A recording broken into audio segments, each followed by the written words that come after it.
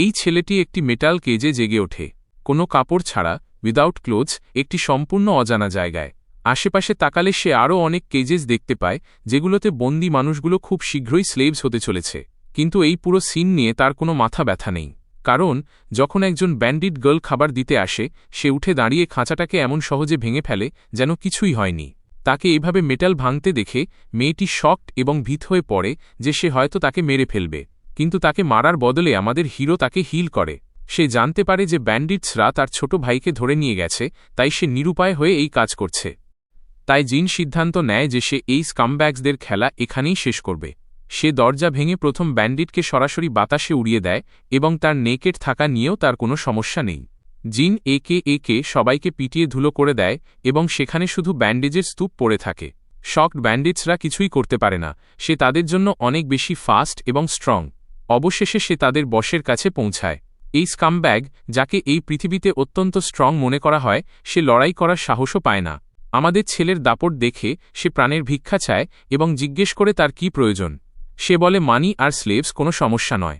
কিন্তু আমাদের হিরো বাকি ব্যান্ডিটসদের মেরে তার কাছে এগিয়ে আসে। ব্যান্ডিট বস অবাক হয়ে যায় যে সে কেন তার স্পিরিট পাওয়ার্স ব্যবহার করতে পারছে না, আর এই নেকেড ছেলেটি এত ওভারওয়েলমিংলি স্ট্রং কেন। জিন তাকে একটি পোকার মতো দেখে এবং সেই স্কামব্যাগ বুঝতে পারে যে তার খেলা শেষ।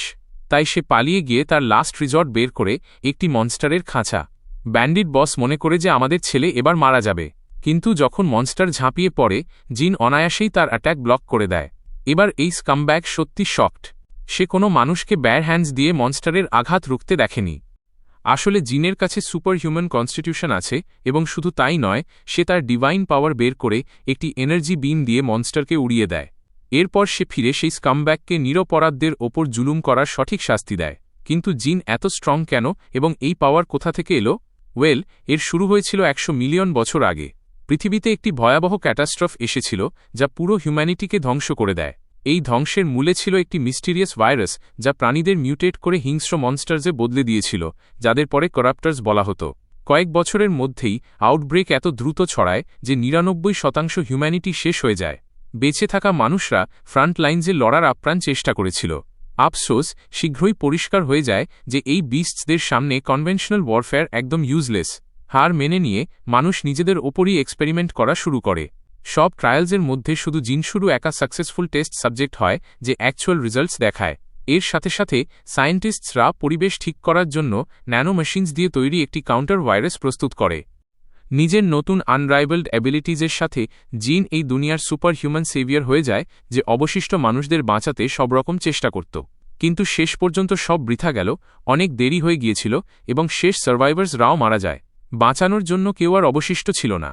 জিনের অস্তিত্ব অর্থহীন মনে হতে থাকে, কারণ সে তার লক্ষ্যে ব্যর্থ হয়েছিল। অন্তত তার সায়েন্টিস্ট বন্ধু কাগুরার এমনটাই মনে হতো। কিন্তু জিনের চিন্তা ছিল অন্যরকম। তার কাছে এখনও লড়াই করার কারণ বাকি ছিল। যদিও সে আজকের মানুষদের বাঁচাতে পারেনি, তার বিশ্বাস ছিল যে তার পাওয়ার্স ফিউচার জেনারেশনসের কাজে আসবে। ন্যানো মেশিনস আগেই পরিবেশ থেকে কারাপ্টার্সের প্রভাব মিটিয়ে দিচ্ছিল। সে আশা করেছিল যে পৃথিবী দ্রুতই আবার আবাদ হবে, এবং সে সেই দিনের জন্য অপেক্ষা করতে প্রস্তুত ছিল। এই কারণেই কাগুরা তাকে আসার শতাব্দীগুলো পর্যন্ত জীবিত রাখতে একটি হাইবারনেশন ক্যাপসুলে ঢুকিয়ে দেয়। জিন যখন স্টেসিসে শান্তিতে ঘুমাচ্ছিল, মনস্টার্স পৃথিবী ধ্বংস করতে থাকে। দশকের পর শতাব্দী এবং শতাব্দীর পর হাজার বছর কেটে গেল, এবং অবশেষে পরিবেশ দ্রুত পরিবর্তন হতে শুরু করল। সেই মিউটেটেড ক্রিচার্স ধীরে ধীরে শেষ হতে লাগল, যা নতুন স্পিসিসদের জন্মানোর সুযোগ করে দিল। ইভলিউশনের এই সাইকেল 100 মিলিয়ন বছর ধরে চলল। আর এখন আমরা দেখছি যেখানে 3টি নতুন হিউম্যানয়েড বিংস একটি বিপজ্জনক মনস্টার থেকে প্রাণ বাঁচিয়ে পালাচ্ছে। সেই ভীত সার্ভাইভার্স একটি এনশিয়েন্ট রুইনের কাছে পৌঁছায় এবং বাঁচার জন্য দ্রুত ভেতরে লুকিয়ে পড়ে। সেই হিংস্র ডেমনিক বিস্ট তাদের পিছু পিছু ফেসিলিটিতে ঢুকে যায়। এবার পালানোর কোনো পথ ছিল না, এবং তারা 3জন সেই ক্রিচারের ডিনার হওয়ার জন্য পুরোপুরি প্রস্তুত ছিল। শেষ আশায় গ্রুপের মেয়েটি সাহায্যের জন্য চিৎকার করে এবং তার গ্রামের গার্ডিয়ান গডের কাছে তাদের বাঁচানোর প্রার্থনা করে।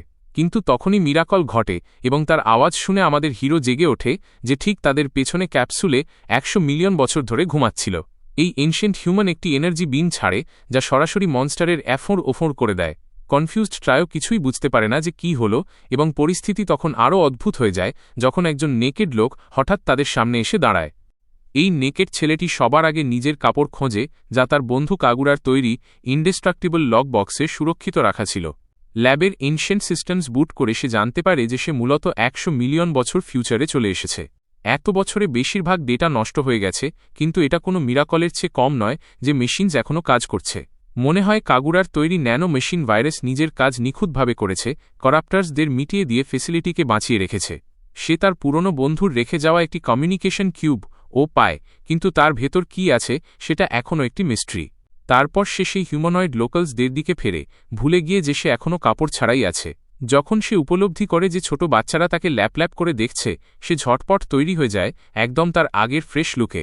কিছুক্ষণ পর সে ওই তিনজনের সাথে ফেসিলিটি থেকে বেরিয়ে আসে, কিন্তু হরাইজনে উজ্জ্বল সূর্যের আলোয় তার চোখ ধাঁধিয়ে যায়। সত্যি বলতে, সে এত চমৎকার দৃশ্যের আশা করেনি।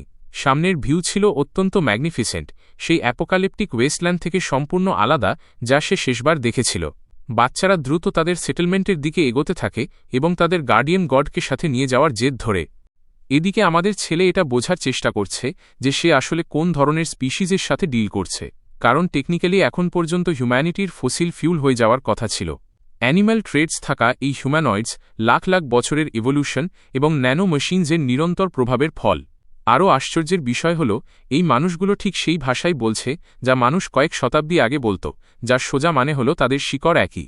সে নিজের নাম জিনসু জানায় এবং বলে তাকে যেন শুধু প্রথম নাম ধরে ডাকা হয়। বদলে ছাগল কানের মেয়েটি নিজের নাম হাকমা ফিল বলে। কোয়ালার মতো দেখতে ছেলেটি হল ডানপো এবং তাদের সাথে থাকা ক্যাট গার্ল হল শান্তি। হাকমা বাকি কথা পরের জন্য রেখে জিনকে টেনে বলে যে তার গ্রাম কাছেই। সে তার নতুন গার্ডিয়ান গডকে বাড়ি নিয়ে যাওয়ার জন্য উদ্গ্রীব, যাতে সে আক্রমণকারীদের হাত থেকে তাদের বাঁচাতে পারে। কিন্তু দুর্ভাগ্যবশত যখন তারা পৌঁছায়, গ্রাম ধ্বংস হয়ে গিয়েছিল এবং অনেক বসতি পুরোপুরি আগুনের লেলিহান শিখায় ঘেরা ছিল। এই ধ্বংসলীলা দেখে শান্তি নিজের জ্ঞান হারিয়ে ফেলে এবং অস্থির হয়ে তার মাকে খুঁজতে এগিয়ে যায়। ধ্বংসের পরিস্থিতি খতিয়ে দেখে জিন এক মুহূর্ত থমকে এই খারাপ পরিস্থিতি নিয়ে ভাবে। সে তৎক্ষণাৎ লক্ষ্য করে যে টাউনের দেয়ালগুলো কত দুর্বল। বাউন্ডারি দেয়াল এবং বাড়িঘর দুটোই শুধু কাঠের তৈরি। এই একটি কথা থেকেই পরিষ্কার বোঝা যায় যে এই নতুন সভ্যতা তার পুরনো হিউম্যান এরার তুলনায় টেকনোলজিক্যালি অনেক পিছিয়ে। গ্রামের ভেতরে যাওয়ার পর জিন এক মহিলাকে একটি অদ্ভুত মনস্টারের সাথে লড়তে দেখে। এক নজরেই বোঝা যায় যে সে খুব কষ্টে টিকে আছে। তার এটা বুঝতে দেরি হয় না যে এই ক্রিচার লাখ লাখ বছর আগের করাপ্টার্সদের মতোই দেখতে। শুধু তাই নয়, এখানে অবশিষ্ট করাপ্টার্স ছাড়াও আরও অনেক কিছু অদ্ভুত আছে। ছোট হাকমা কোনো ম্যাজিক টেকনিক জানে যা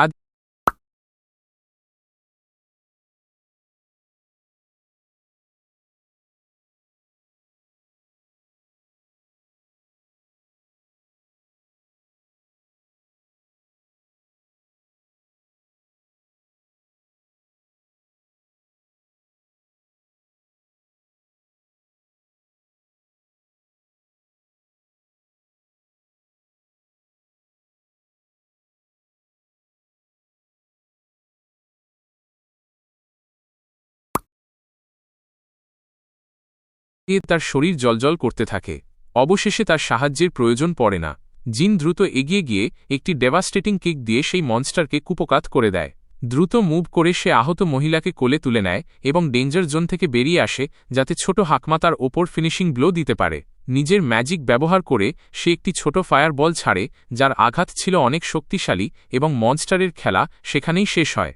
মৃত ক্রিচারকে দেখে জিনের থিওরি কনফার্ম হয়ে যায়, সত্যিই অ্যাটমসফেরিক ন্যানো মেশিনস এই মনস্টার্সদের লেজেন্ডারি হিলিং অ্যাবিলিটি কেড়ে নিয়েছে। কিন্তু সে এটা বুঝতে পারছে না যে একটি লোকাল মেয়ে ওই ন্যানো মেশিনস কীভাবে ব্যবহার করতে পারছে। তার ধারণা যে এই মানুষগুলো বায়ুমণ্ডল থেকে সরাসরি ন্যানো মেশিন পার্টিকলস টেনে নিয়ে সেগুলোকে অফেন্সিভ স্পেলসে বদলে দেয়, ঠিক তার মতো।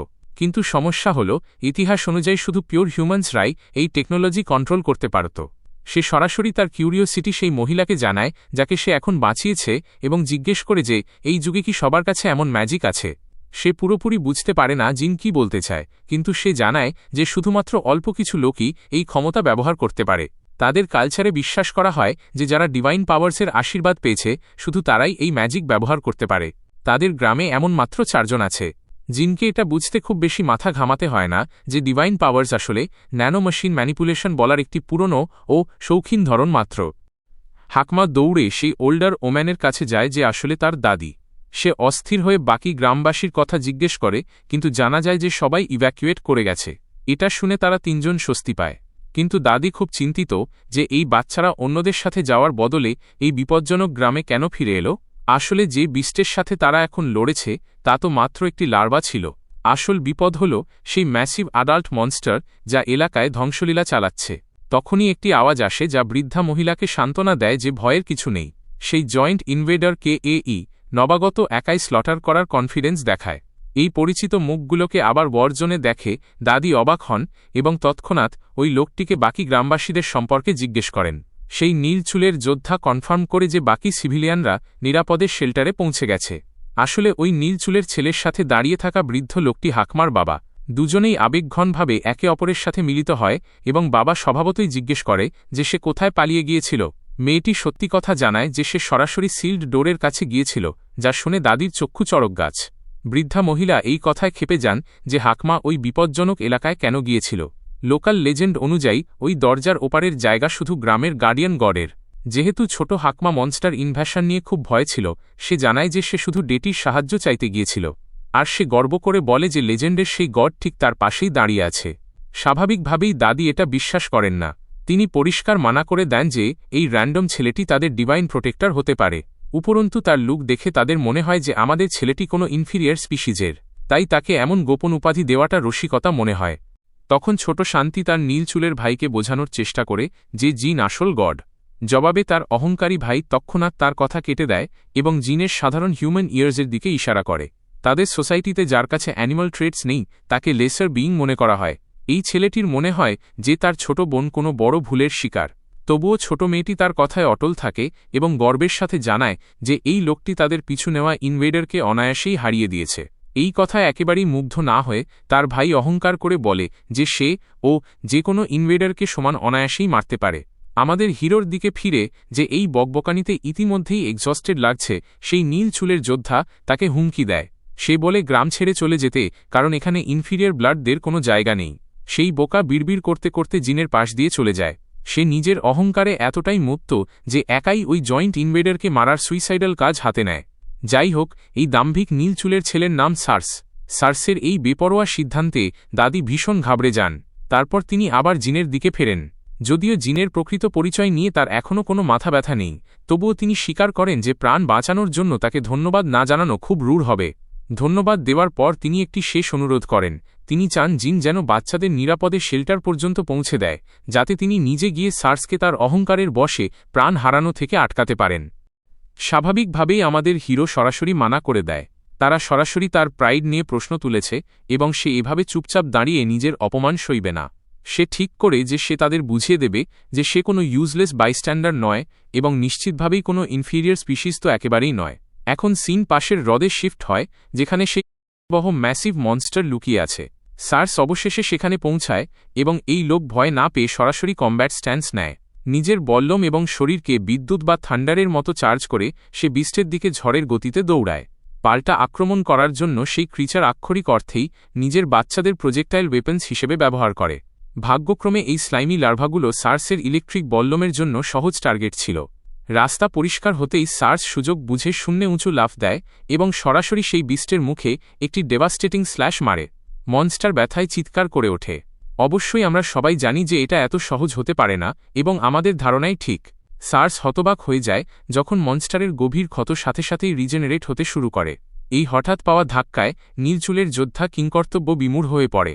এখন সে একটি মরণঘাতী পাল্টা আক্রমণের জন্য পুরোপুরি প্রস্তুত এবং বাঁচার কোনো সময় নেই।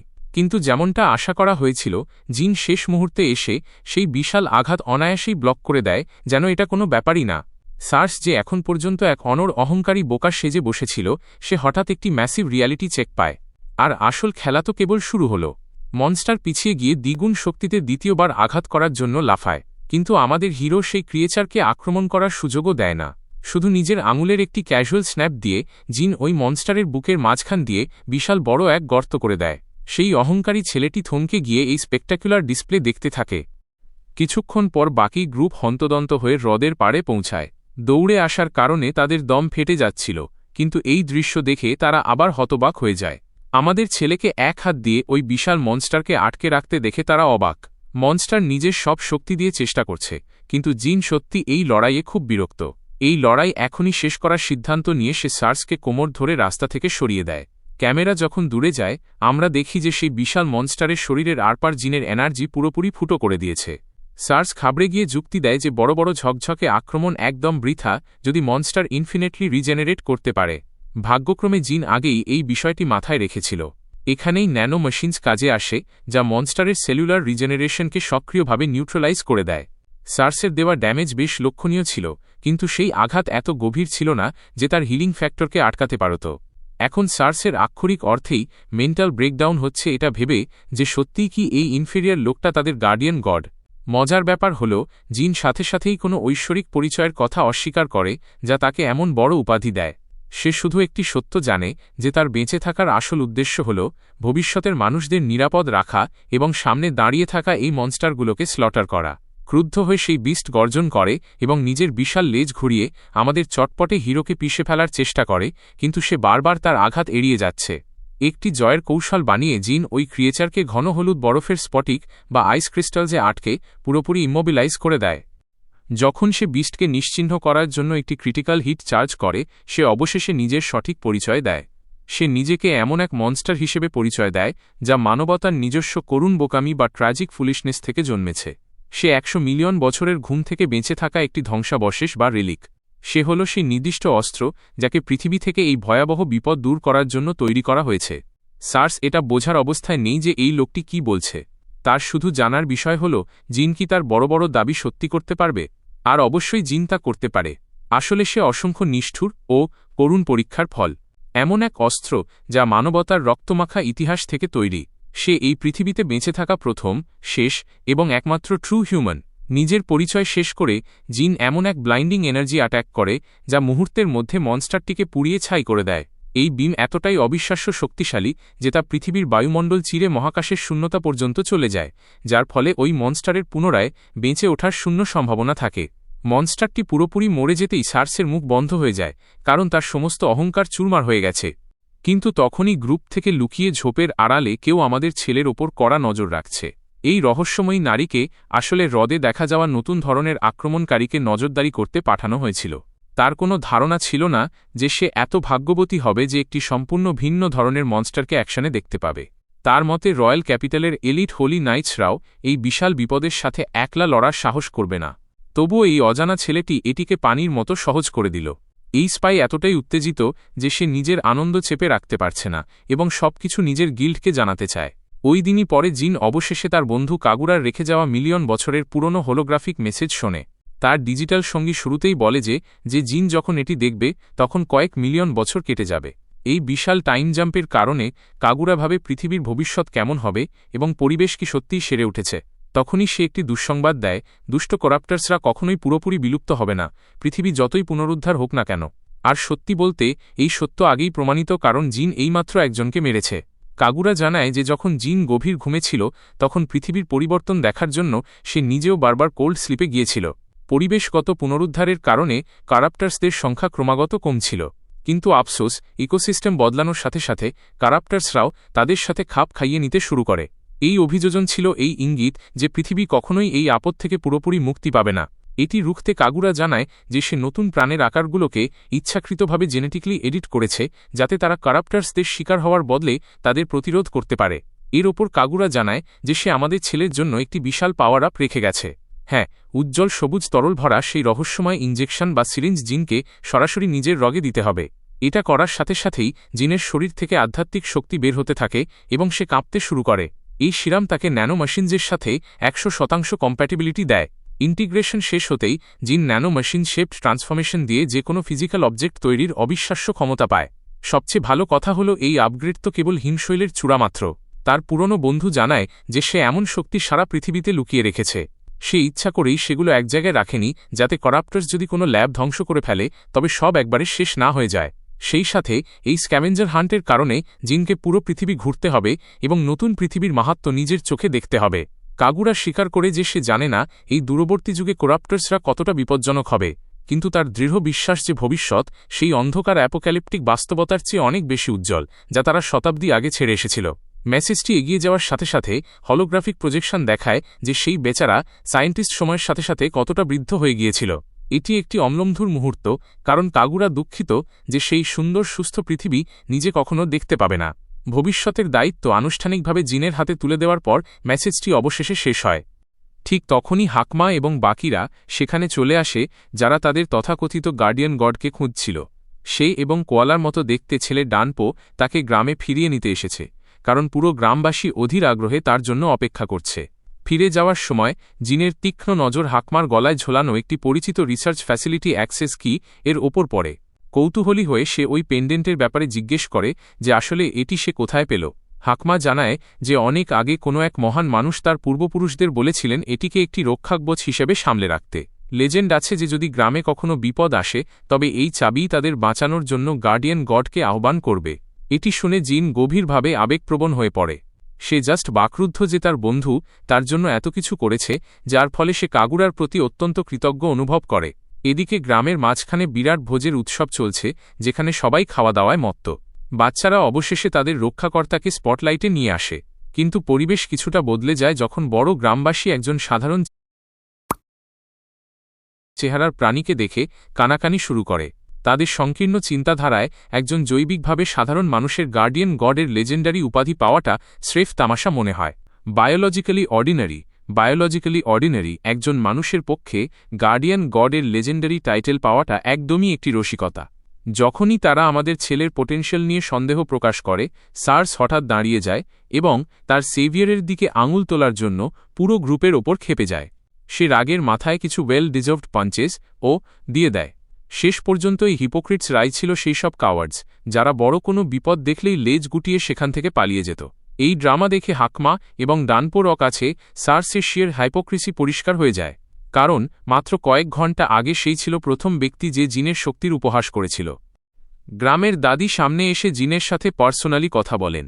অত্যন্ত কৃতজ্ঞ বা ওভারওয়েলমিংলি ইনডেপ্টেড অনুভব করে তিনি পুরো জনবসতির পক্ষ থেকে তার প্রতি আটমোস্ট গ্র্যাটিটিউড প্রকাশ করেন।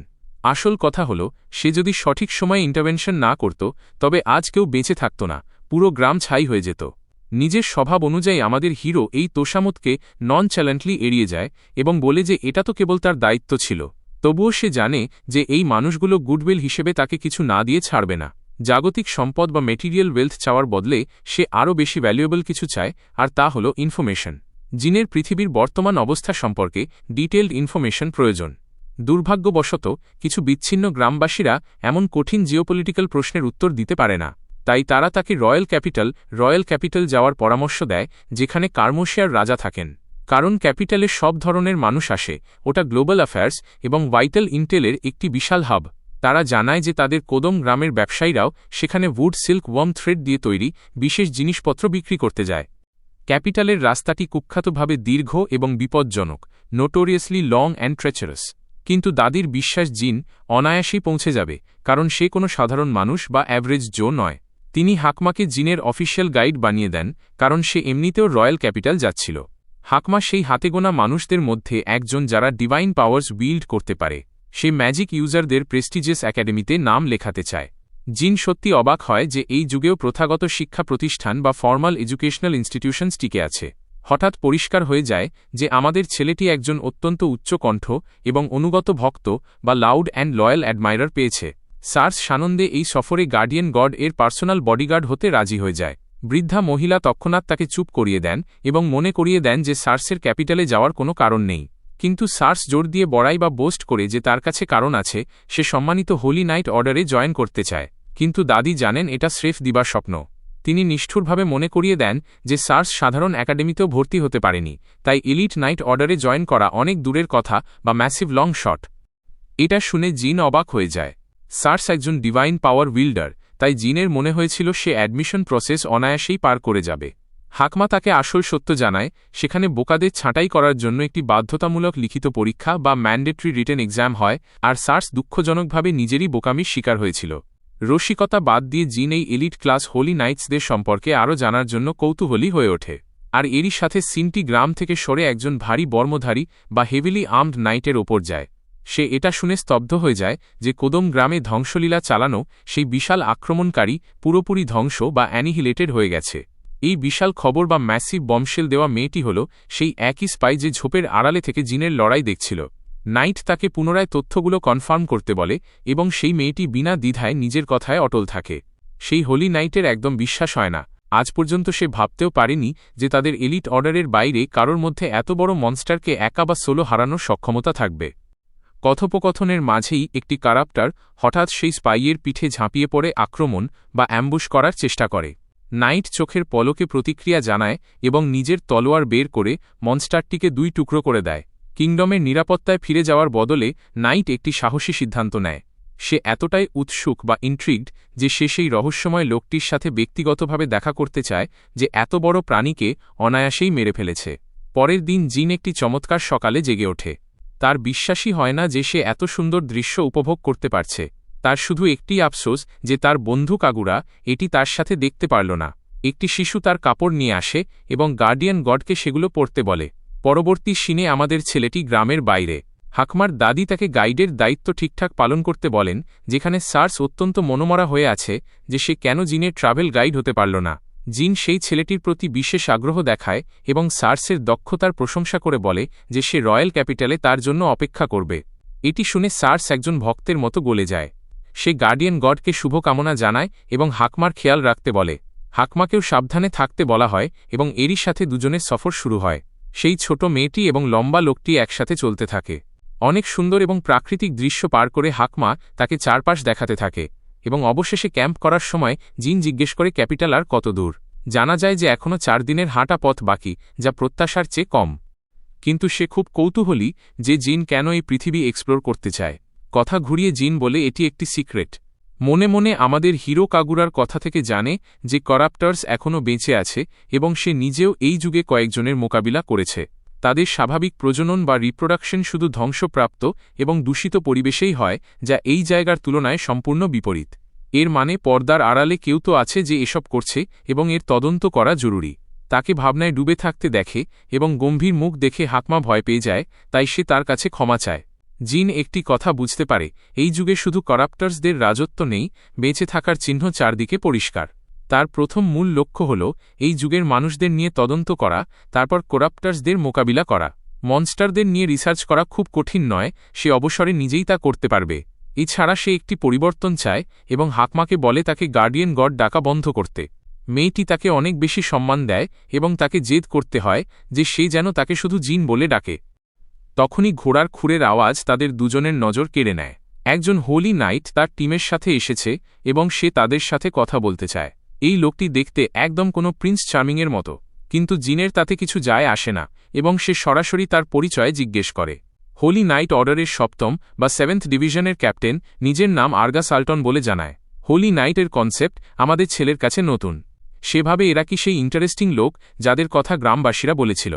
আর্গাসের টিমে থাকা একজন নারীর রাগ হয়ে যায়। সে সেই সাধারণ মানুষটির ওপর ক্ষেপে যায়, কারণ সে দাঁড়িয়ে না থেকে তাদের লিডারের অপমান করেছে। সে তার ক্যাপ্টেনকে বলে এই দুজনই নিশ্চয়ই দোষী বা কালপ্রিটস, কিন্তু আর্গাস তাকে শান্ত থাকতে বলে। সেই নারী এখন পেছনে গজগজ করছে। অন্যদিকে সেই হোলি নাইট এবার জিনের সাথে অনেক সম্মানের সাথে কথা বলে। আমাদের ছেলেটি শুধু সেই নারীর কথা নিয়ে কৌতূহলী, কিন্তু হোলি নাইট কথা এড়িয়ে বলে সে শুধু রূঢ় আচরণ করছিল। আর্গাস টপিক বদলে সেই লোকটির পরিচয় জিজ্ঞেস করে, সে কোথা থেকে এসেছে এবং কোথায় যাচ্ছে। হাকমা জানায় তারা কোদম গ্রাম থেকে এসেছে এবং রয়্যাল ক্যাপিটাল যাচ্ছে। সেই নারী এটিকে আবার কনফার্মেশন হিসেবে ধরে নেয় এবং নিজের অহংকারে জিনের ওপর দোষারোপ করে। আসলে সে এমন ভাব দেখায় যেন তার 3000 আইকিউ এবং সে কোদম গ্রামের তথাকথিত নিচুতলার মানুষদের বা ইনফিরিয়ার বিইংসদের রহস্য ফাঁস করে দিয়েছে। বার্থ রেকর্ডস সম্পর্কে শুনে জিন এই দুনিয়ার উন্নতি দেখে মুগ্ধ। কিন্তু আর্গাস আবার মাঝখানে এসে সেই নারীকে বেপরোয়া অনুমান বা রেকলেস অ্যাজাম্পশন করতে বাধা দেয়। আসলে সে চিনতে পারে যে ছোট মেয়ে হাকমা কোদমের বিশেষ কাপড় পরে আছে, যা ক্যাপিটালেও হাই কোয়ালিটি মনে করা হয়। গ্রামের সাধারণ বাচ্চারা এমন রাজকীয় কাপড় পরে না, যা প্রমাণ করে যে সে সত্যিই গ্রাম থেকেই এসেছে এবং সেই নারীকে আবার ভুল প্রমাণ করে দেয়। যদিও সে মেয়েটিকে বিশ্বাস করে, আর্গাস নিজের তলোয়ার বের করে সামনে দাঁড়িয়ে থাকা লোকটির দিকে তাক করে এবং বলে যে সে অন্যদের চেয়ে আলাদা। প্রথমত, সে এই লোকটির কাপড় আগে কখনো দেখেনি, তাই প্রশ্ন হল সে আসলে কোথা থেকে এসেছে। হোলি নাইট জানায় যে কোদম গ্রাম এবং ক্যাপিটালের মাঝে অনেক ব্যান্ডিটস আতঙ্ক ছড়াচ্ছে। হতে পারে এই লোকটি সেই ডাকাতদের মধ্যে একজন যে শিশুদের পাচার বা ট্রাফিকিং করে। হাকমা তখন মানা করার চেষ্টা করে, কিন্তু তারা তার কথা শোনে না। না বুঝেই হাকমা একটি অ্যাটাক চার্জ করে, কিন্তু চারপাশ থেকে ম্যাজিক্যাল তলোয়ার তাকে ঘিরে ফেলে। ডিভাইন পাওয়ার থাকার কারণে হোলি নাইট তার প্রশংসা করে। অন্যদিকে আমাদের ছেলেটি হোলি নাইটের পাওয়ার দেখে বেশ ইমপ্রেসড। আরগাসের সক্ষমতা সত্যিই শক্তিশালী, জিন তা তৎক্ষণাৎ বুঝে যায়। এবার যেহেতু সে একজন প্রকৃত কর্তৃপক্ষের অবস্থানে আছে, হোলি নাইট জবাব চায় যে এই লোকটি কোথা থেকে এসেছে। এটাই ঠিক করবে যে আমাদের ছেলেটি বেঁচে থাকবে কিনা। কিন্তু এটা শুনেই জিন তাকে খুনে দৃষ্টিতে দেখে। উত্তেজনা বা টেনশন অত্যন্ত প্রবল, কিন্তু অবশেষে আমাদের হিরো শান্ত থাকার সিদ্ধান্ত নেয় এবং শুধু বলে যে সে কোদম গ্রাম থেকে এসেছে। সেই নারী মাঝখানে কথা বলে তাকে মিথ্যাবাদী বললেও আরগাস জেনুইনলি তার কথা মেনে নেয় এবং নিজের অস্ত্র নামিয়ে ফেলে। এটি একটি আশ্চর্যজনক মোড়, বিশেষ করে যখন সেই লোকটি কিছুক্ষণ আগেই হত্যার হুমকি দিচ্ছিল। হোলি নাইট মেনে নেয় যে সে মিথ্যা বলছে না। অন্যদিকে হাকমা অফিসিয়ালি ঘোষণা করে যে জিন তাদের গ্রামের গার্ডিয়ান গড। এই কনসেপ্টটি হোলি নাইটকে কৌতূহলী করে তোলে, কিন্তু সে এটাকে সিরিয়াসলি নেয় না এবং ফিরে যেতে শুরু করে। সে তার ঘোড়ায় ওঠে এবং তার রূঢ়তার জন্য ক্ষমা চায়। আসলে আরগাস এসব নিজের চাকরির খাতিরে করছিল। ক্যাপ্টেন বুঝতে পারে যে ভবিষ্যতে রয়্যাল ক্যাপিটালে তাদের আবার দেখা হবে। এমনকি সে তাদের বলে যদি তারা কোনো সমস্যায় পড়ে তবে যেন তাকে খুঁজে বের করে। আর এমনটা বলে সে সেখান থেকে চলে যায়। এটি সেই নারীর জন্য বেশ লজ্জাজনক বা এম্বারেসিং ছিল, যে না জানি কেন কোনো বড় ঝামেলা চাইছিল। এমনকি জিনও এই মেয়েটির পাগলামি বা সাইকটিক ড্রামা নিয়ে কনফিউজড। পরবর্তী সিনে আমরা টিমকে তাদের নেক্সট ডেস্টিনেশনের দিকে যেতে দেখি। সেই নারী বিনা কারণে জোর দিয়ে বলছে যে জিন সন্দেহজনক এবং তাদের সেই ইনফিরিয়র স্পিসিসকে এভাবে যেতে দেওয়া উচিত হয়নি। এই ইনফিরিয়র স্পিসিস শব্দটি তার গলায় আটকে যায়।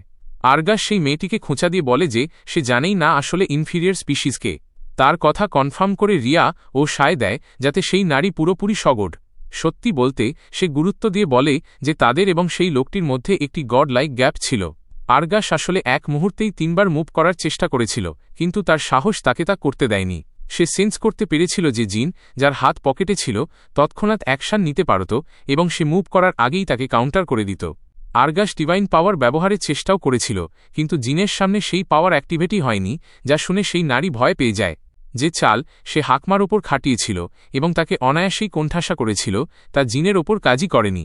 রিয়া ও একই চেষ্টা করেছিল, কিন্তু ব্যর্থ হয়, যার সোজা মানে হল তাদের শক্তি এবং জিনের মতো এক দানবের শক্তির মধ্যে এক বিশাল ব্যবধান বা লিগ অফ ডিফারেন্স আছে। আরগাসের মতে এমন কাজ বড়জোর তাদের নাইট অর্ডারের সুপ্রিম কমান্ডার করতে পারে। রিয়া এবং সেই নারী উপহাস করে। সেই বোকা মেয়েটির ধারণাই ছিল না যে তারা সেই মুহূর্তে কতটা পিছিয়ে বা আউটক্লাসড ছিল। নাইট ক্যাপ্টেন জোর দিয়ে বলে যে তারা এইমাত্র একজন দানবের সাথে দেখা করেছে, একটি এমন অ্যানোমালি যা সবার থেকে আলাদা। কোদম গ্রামের আক্রমণকারীকে মারার ব্যাপারে আরগাসের সন্দেহ যে এটি সেই ছেলেটি। সেই নারীর মনে হয় পরিস্থিতি বিপজ্জনক, কিন্তু তার ক্যাপ্টেন বুদ্ধিমান বা ওয়াইজ এবং মনে করে যে এমন কারোর ওপর অ্যাটাক করা বিপজ্জনক যার সম্পর্কে কোনো তথ্য বা ইন্টেল নেই। তার এটাও বিশ্বাস যে জিন প্যাসিভ হওয়া সত্ত্বেও বেশ চিল এবং এখন তাদের লক্ষ্য রয়্যাল ক্যাপিটাল ফেরা। সবশেষে তারা গিল্ডকে, ডাকাতদের বা ব্যান্ডেটসদের পরিস্থিতি সম্পর্কে জানানো নিয়ে আলোচনা করে। আরগাস মনে মনে কোদম গ্রামের এই গার্ডিয়ান গড চরিত্রটি নিয়ে বিভ্রান্ত। যদি সেই লোকটি তাদের মিত্র বা অ্যালি হতে পারত, তবে তাদের দেশের অনেক সমস্যা সমাধান হয়ে যেত। পরবর্তী সিনে আমাদের ছেলেটি হাকমার সাথে আবার রাস্তায় আছে এবং কথা বলছে যে কাল তারা কত চমৎকার একজনের দেখা পেয়েছে। সেভাবে সব হোলি নাইটস কি এতই শক্তিশালী হয়? হাকমা পরিষ্কার করে জানায় যে আরগাস ছিল ব্যতিক্রমী। নাইট অর্ডারেও শুধু সেরাদের সেরারা লিডার হওয়ার জন্য হোলি নাইটসের মর্যাদা পায়। আরগাস তাদের লিগের শীর্ষে।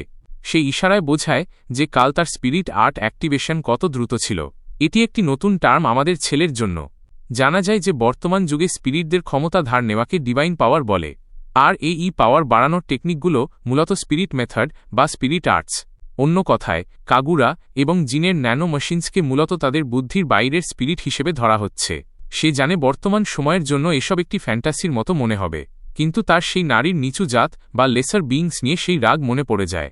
জিন এই টার্মগুলোতে তার আগ্রহ দেখায় এবং জানতে পারে বর্তমান যুগে অনেক আলাদা আলাদা রেসের মানুষ আছে। এখানে পতঙ্গ এবং মাছের মতো দেখতে মানুষও আছে, এবং তার দাদির মতে এক বিশেষ রেস তো শুধু পানি বা নির্দিষ্ট এলাকাতেই থাকতে পারে। সময়ের সাথে সাথে এইসব বদলে গেছে, কারণ প্রাণীরা পরিবেশের সাথে খাপ খাইয়ে নিয়েছে বা অ্যাডাপ্টেড। এটি জিনকে মুগ্ধ করে যে তৎক্ষণাৎ বুঝে যায় এর মানে মানবতার কিছু অবশিষ্ট সার্ভাইভাররাই 100 মিলিয়ন বছর পরে এভলিউশন সাইকেল শুরু করেছে। সে এই বড় অনুমানের ওপর আর বেশি ভাবতে চায় না। পরিবর্তে জিন বুঝতে পারে যে যারা বদলায়নি এবং যারা পরিবেশের সাথে খাপ খাইয়ে নেয়নি তারা মূলত গবাদি পশুর মতো হয়ে গেছে, যাদের তারা ইনফিরিয়র স্পিসিস বলে, কারণ তারা খাপ খাওয়াতে পারেনি। তাদের দুর্বল মনে করা হয়। এমনকি তাদের সোসাইটি তাদের তুচ্ছ জ্ঞান করে এবং স্লেভ বানিয়ে বিক্রি করে। এই যুগে দাসত্ব বা স্লেভরির কনসেপ্ট আমাদের হিরোকে বিরক্ত করে, কিন্তু হাকমা নিজের মতামতে অটল। সে উজ্জ্বলভাবে বলে যে তাদের এবং সেই তথাকথিত নিচু জাতের মধ্যে খুব সামান্যই পার্থক্য আছে। সে বোঝে না মানুষ কেন অন্যদের অবজ্ঞা করে শুধু তারা আলাদা বলে।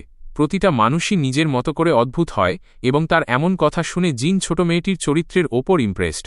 কথার মাঝেই কেউ তাদের সামনে চলে আসে যাকে পুরোপুরি বিধ্বস্ত এবং মার খাওয়া বা বিটেন ডাউন মনে হচ্ছে। এই শিশুটি রাস্তায় পড়ে যায় এবং সাহায্যের ভিক্ষা চায়, যেখানে হাকমা দৌড়ে তার কাছে যায়। জিন সেই শিশুটিকে কাছ থেকে পর্যবেক্ষণ করে এবং রিয়েলাইজ করে যে এর কোনো পশুসুলভ বৈশিষ্ট্য বা অ্যানিমালিস্টিক ফিচার্স নেই, অর্থাৎ এটি এক ধরনের হিউম্যান। সেই শিশুটি মাথা থেকে পা পর্যন্ত ক্ষত বা ব্রুজেজে ঢাকা। এই ইনজুরিগুলো সাধারণ কোনো ঘটনার মনে হচ্ছে না। হাকমা সেই মেয়েটিকে তোলার আপ্রাণ চেষ্টা করে, অন্যদিকে জিন তাকে সুস্থ করার জন্য নিজের পাওয়ার অ্যাক্টিভেট করে। কিন্তু কৃতজ্ঞ হওয়ার বদলে সেই শিশুটি তৎক্ষণাৎ নাটক বন্ধ করে এবং হাকমার গলায় একটি ব্লেড ধরে দেয়। সে হুমকি দেয় যে জিন যদি 1 ইঞ্চিও নড়ে তবে সে তাকে মেরে ফেলবে। এই পরিস্থিতি আমাদের হিরোর ভাবনার বাইরে ছিল। এখন সে নিশ্চিত যে শুরু থেকেই তাকে ফাঁদে ফেলা বা সেট করা হয়েছিল। সে আশেপাশে লুকিয়ে থাকা মানুষদের চেক করার জন্য পরিবেশ স্ক্যান করে। তখনই বাতাস থেকে হঠাৎ একজন লোক দৃশ্যমান হয় যে পোয়ারের প্রশংসা করে, কারণ সে তার নির্দেশ মেনেছিল। এই ক্ষমতাকে স্টেলথ ক্যামোফ্লেজ বলে। এটি ন্যানো মেশিনসের সাহায্যে কাজ করে, যা চারপাশের দৃশ্য শুষে নিয়ে অদৃশ্য হওয়ার একটি আবরণ বা ক্লোক তৈরি করে। এর একমাত্র দুর্বলতা হল নড়াচড়া করলেই এটি কাজ করা বন্ধ করে দেয়, কিন্তু এই ছেলেরা এটি বেশ ভালোভাবে ব্যবহার করেছে। সেই ক্যাপ্টেন জিনকে অবজ্ঞা করে, তাকে ইনফিরিয়র স্পিসিস বলে এবং তার দামি বা নিট কাপড়ের ওপর প্রশ্ন তোলে। সে ও একই প্রশ্ন করে যে জিন কোথা থেকে এসেছে, কিন্তু আমাদের হিরো একদম শান্ত এবং কোনো জবাব দেয় না। হাকমা ঘাবড়ে গিয়ে তাকে ডাকতে থাকে। অন্যদিকে ক্যাপ্টেন হুমকি দেয় যে সে নড়লে মেয়েটিকে মেরে ফেলবে। হাকমা নিজের ইচ্ছায় আবার নিজের ক্ষমতা ব্যবহার করতে চায়, কিন্তু আমাদের হিরো জোরে চিৎকার করে তাকে তৎক্ষণাৎ থামতে বলে। সে চায় না যে হাকমা মানুষের ওপর এমন পাওয়ার ব্যবহার করুক, কারণ এটি খুব বিপজ্জনক। সেই ছোট মেয়েটি বুঝতে পারে না কি করবে। অন্যদিকে সেই ডাকাত ক্যাপ্টেন আনন্দে পাগল হয়ে যাচ্ছে যে এই মেয়েটির কাছেও ডিভাইন পাওয়ার আছে। তারা জিনকে জিজ্ঞেস করে তার কাছেও কি এমন শক্তি আছে, কিন্তু আমাদের হিরো মজা নেওয়ার মুডে আছে, তাই সে একটি রহস্যের মতো আচরণ করে। রেগে গিয়ে সেই গুন্ডা তাকে লাথি মেরে ফেলে দেয় এবং সেই নিচু জাতের লোকটিকে নিজের সীমানায় থাকতে বলে। ক্যাপ্টেন তার অধীনস্থের ওপর রেগে যায়, কারণ সে তাদের মালের বা গুডসের ক্ষতি করছে। এমনিতেও তারা এদের থেকে কোনো ভালো দামের আশা করছিল না। তারা ভাবতেও পারেনি জিনের কাছে ডিভাইন পাওয়ার থাকতে পারে, কারণ সে দেখতে স্রেফ একজন সাধারণ বা ইনফিরিয়র বিইং মনে হয়। এরই মধ্যে হাকমা বুঝতে শুরু করে যে এরা সেই ডাকাত এবং স্লেভ ট্রেডার্স যাদের সম্পর্কে আরগাস তাদের সতর্ক করেছিল। ডাকাত নেতা সবার আগে মেয়েটিকে সামলানোর জন্য নিজের স্পেল অ্যাক্টিভেট করে। হাকমা ভয় পাচ্ছে যে এভাবে তো তারা ধরা পড়ে যাবে এবং স্লেভ হিসেবে বিক্রি হয়ে যাবে। পরের সিনে মজার ব্যাপার হল জিন তাকে তার গভীর ঘুম থেকে জাগায়। আমাদের ছেলের গায়ে শার্ট নেই, কারণ এই বোকারা আক্ষরিক অর্থেই তার সব পোশাক বা ড্রিপ চুরি করে নিয়েছে, শুধু তার আন্ডারওয়্যার বা আন্ডিজ বাদে। হাকমা ঠিক আছে, কিন্তু সে জেনুইনলি কৌতূহলী যে আসলে তারা কোথায় আছে। এই জায়গাটি কোনো বন্দিশালা বা কন্টেনমেন্ট ফ্যাসিলিটির মতো মনে হচ্ছে, যেখানে বাকি স্লেভদের রাখা হয়েছে। জিন জানায় এটি ডাকাতদের আস্তানা বা হাইডআউট এবং সেই মানুষদের দিকে ইশারা করে যারা তাদের আগে ধরা পড়েছিল। এই সব মানুষই খুব খারাপ অবস্থায় আছে এবং বেশিরভাগই তথাকথিত নিচু জাত বা ইনফিরিয়র স্পিসিজ। এটি একটি করুণ দৃশ্য, কিন্তু মজার ব্যাপার হল হাকমার এই বিষয়ে বেশি কৌতূহল যে এই লোকটি বিনা কাপড়ে এমন খোলা জায়গায় কেন দাঁড়িয়ে আছে। জিন জানায় অদ্ভুত দেখার কারণে তারা তার সব কিছু কেড়ে নিয়েছে, কিন্তু মেয়েটি অবাক যে এই লোক কাপড় ছাড়াও এত কনফিডেন্ট কিভাবে। দৃশ্যত এই লোকটি জিনকে সবচেয়ে বেশি কমফর্ট দেয়, কিন্তু এই সবের বাইরে সে জানতে চায় জিন সেখানেই কেন লড়াই করেনি। তার গড লাইক পাওয়ার দিয়ে সে এক ঝটকায় তাদের উড়িয়ে দিতে পারত। সে জবাব দেওয়ার আগেই পোয়ারকে ব্রেকফাস্ট দেওয়ার জন্য ভেতরে পাঠানো হয়। তাদের জেগে থাকতে দেখে সে তাদের খাবার দেয়। হাকমা রেগে আছে, কিন্তু পোয়ারের তাতে কিছু যায় আসে না যে তারা তাকে ঘৃণা করে কি না, কারণ সে কখনো ক্ষমার আশা করেনি। সেই মেয়েটি বিরক্ত হলেও জিন সেই নীল চুলের মেয়েটিকে দয়ালু বা কাইন্ড বলে তাকে চমকে দেয়। সেই সাজানো ভিকটিম বা প্রিটেন্ড ভিকটিমের জন্য এটি একটি বড় ধাক্কা, কিন্তু আসলে জিন জানায় যে খারাপ মানুষরা এই কনসেপ্ট নিয়ে ভাবি না যে কেউ তাদের ঘৃণা করছে বা তাদের ক্ষমা পাওয়া উচিত। পোয়ার এসব নিয়ে ভাবে, এই সত্যই বলে দেয় যে সে দয়ালু। যাই হোক, আমাদের এই অন্তর্বাস পরিহিত লোক বা আন্ডারওয়্যার ম্যান এবার রসিকতা ছেড়ে আসল কাজে আসে। সে একটি অদ্ভুত কৌশলে বা আনক্লারেন্ট ফ্যাশনে লোহার বারগুলো ধরে এবং আক্ষরিক অর্থেই সেগুলোকে মোচড় দিয়ে বাইরে বের হওয়ার রাস্তা বানিয়ে ফেলে। এসব দেখে পোয়ার পুরোপুরি হতবাক বা ফ্ল্যাবারগাস্টেড হয়ে যায়। আসলে জিন এতক্ষণ পোয়ারের সাথেই একটি প্রাইভেট কনভারসেশনের জন্য অপেক্ষা করছিল। নীল চুলের মেয়েটি বিভ্রান্ত যে এমনটা কেন, কিন্তু জিন আগেই সেন্স করেছে যে তাকে কাজ করার জন্য ব্ল্যাকমেইল করা হচ্ছে, কারণ তার আপন কেউ এখানে কোথাও বন্দী আছে। পোয়ার আতঙ্কিত যে এই লোকটির অনুমান কিভাবে এত নিখুঁত বা ড্যাম অ্যাকুরেট হতে পারে। জিন তার ক্ষতগুলোও সারিয়ে দেয়। সে জানায় সে শুধু এই জন্য বোকা সেজেছিল, কারণ সে জানত মেয়েটির ক্ষতগুলো আসল। অপরাধীরা নিজের সঙ্গীদেরই মৃতপ্রায় অবস্থায় পেটায় না। তাই সে তৎক্ষণাৎ বুঝে গিয়েছিল যে পোয়ারকে ব্ল্যাকমেইল করে জোর করে কাজ করানো হচ্ছে। জিনের কথা তাকে চরম অপরাধবোধ বা ম্যাসিভ গিল্ট ফিল করায়, এবং অবশেষে সে জানায় যে তার ছোট ভাইকে এই 6 জন পাজি লোক বা স্কামব্যাগস ক্যাপচার করে নিয়েছে। তারা ক্রমাগত হুমকি দেয় যে যদি সে বাধা দেয় তবে তারা ছেলেটিকে দেশের বাইরে বিক্রি করে দেবে এবং সে তাকে আর কখনো দেখতে পাবে না। পোয়ার কাঁদতে কাঁদতে ভেঙে পড়ে এবং জানায় যে এই পাজিরা তার মা বাবাকেও হত্যা বা স্লটার করেছিল। এখন শুধু তার ভাই বেঁচে আছে। তার গল্প শুনে আমাদের ছেলেটি মারাত্মকভাবে ক্ষেপে যায়। জিন আক্ষরিক অর্থেই রেগে আগুন বা রেজে আছে, এবং হাকমা অবশেষে বুঝতে পারে সে কেন নিজেকে ধরা দিতে দিয়েছিল। তার লক্ষ্য সবসময় এই মানুষদের বাঁচানো ছিল, কিন্তু সে এটাও জানে যে ভিলেনরা খুব একগুঁয়ে বা স্টাবান হয়। যদি একজনও বেঁচে যায় তবে পরে বিপদ বা ডিজাস্টার হবে, কারণ তারা নিজের শক্তি ফিরে পেয়ে আবার ঝামেলা তৈরি করবে। সংক্ষেপে বলতে গেলে ব্রো এই তেলাপোকাগুলোকে একসাথে পিষতে চায়, এবং সে এই রাগের বা ফিউরির শুরুটা একটি জোরালো আঘাত দিয়ে করে। রাস্তা খুলতেই আমাদের এই গজ সাতর মতো পাওয়ারফুল হিরো এই নিচু স্তরের লোকেদের টুকরো টুকরো করার ইচ্ছা রাখে। জিন ভিলেনদের স্বভাব বা সাইকি অন্য কারোর চেয়ে ভালো বোঝে, আর এটা আমরা তখনই বুঝি যখন আমরা 100 মিলিয়ন বছর অতীতে যাই। হিউম্যান সিভিলাইজেশন নিজের টেকনোলজিক্যাল প্রাইম ছিল। সেই সময় এই ছেলেটি বুড়িভাবে মার খেয়েছিল এবং তার কাছে কিছুই ছিল না।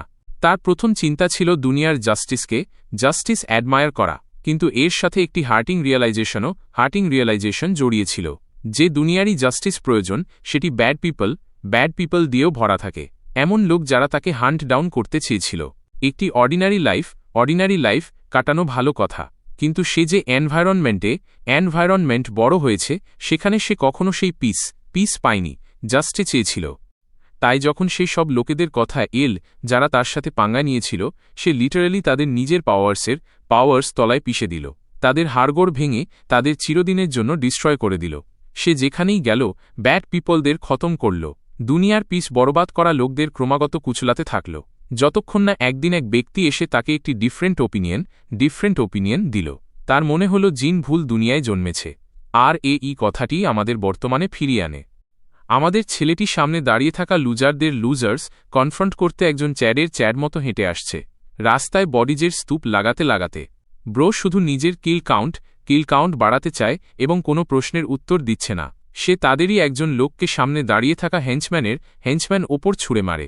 যেমনই তাদের মধ্যে একজন তাকে ধরে ফেলে, আমাদের ছেলেটি একটি লাইটনিং ফাস্ট কিক মেরে দ্বিতীয়জনকে স্লটার করে দেয়। তার বন্ধু হরিলফাইড হয়ে যায়, কারণ জিন সেই লোকটিকে দেয়ালের সাথে একটি ক্রেটার বানিয়ে গেঁথে দিয়েছিল।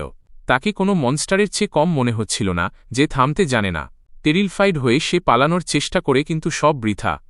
শুধুমাত্র তার যন্ত্রণাকাতর চিৎকার বা অ্যাগোনাইজিং স্ক্রিমস নিচের লেভেলের বন্দীদের পর্যন্ত পৌঁছায়, এবং তারা বুঝতে পারে যে এই চিৎকার অন্যদের। পোয়ার জেনুইনলি ভাবতে থাকে যে আসলে জিনকে। হাকমা ক্যাজুয়ালি জানায় যে এই লোকটা একজন ওয়াকিং গড, এবং তাদের ভয় পাওয়ার কোনো প্রয়োজন নেই, কারণ সে একাই সব সামলাবে। এখন তাদের বাইরে বের হওয়ার জন্য জিনের ইনস্ট্রাকশনস ফলো করতে হবে, কিন্তু পোয়ারের জন্য এটি টেরিফাইং যে তারা শুধু বাঁচতেই চলেছে। ডাকাতদের লিডার এত সহজ শিকার নয়। যদিও তার কাছে পাওয়ারফুল ডিভাইন ম্যাজিক ট্যালেন্ট আছে, কিন্তু ব্রুট স্ট্রেংথ দিক থেকে তাকে হারানো খুব হার্ড। কিন্তু যখন পোয়ার এই ইউজলেস কথা ভাবছে, আমাদের ছেলেটি ইতিমধ্যেই সেই বসকে হাঁটু গেড়ে বসিয়ে দিয়েছে। বস প্রাণভিক্ষা চায়, তাকে অনেক টাকা বা মানি এবং স্লেভস অফার করে। ওদিকে পোয়ারের ভাই এই রুমেই বন্দী। স্লেভস অফারের কথা শুনেই জিন ডিসগাস্টেড হয়ে যায়। সে বসের সামনে আরও একজনকে মেরে ফেলে।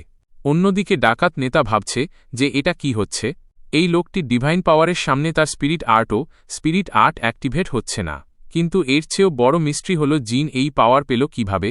হিলারিয়াসলি আমাদের ছেলেটি এই ক্লাউনকে একটি হাফ বেকড ভিলেন বলে ডাকে, কারণ আসল ভিলেনরা অন্তত আউটক্লাস্ট হওয়ার পর পালানোর স্পিরিট রাখে।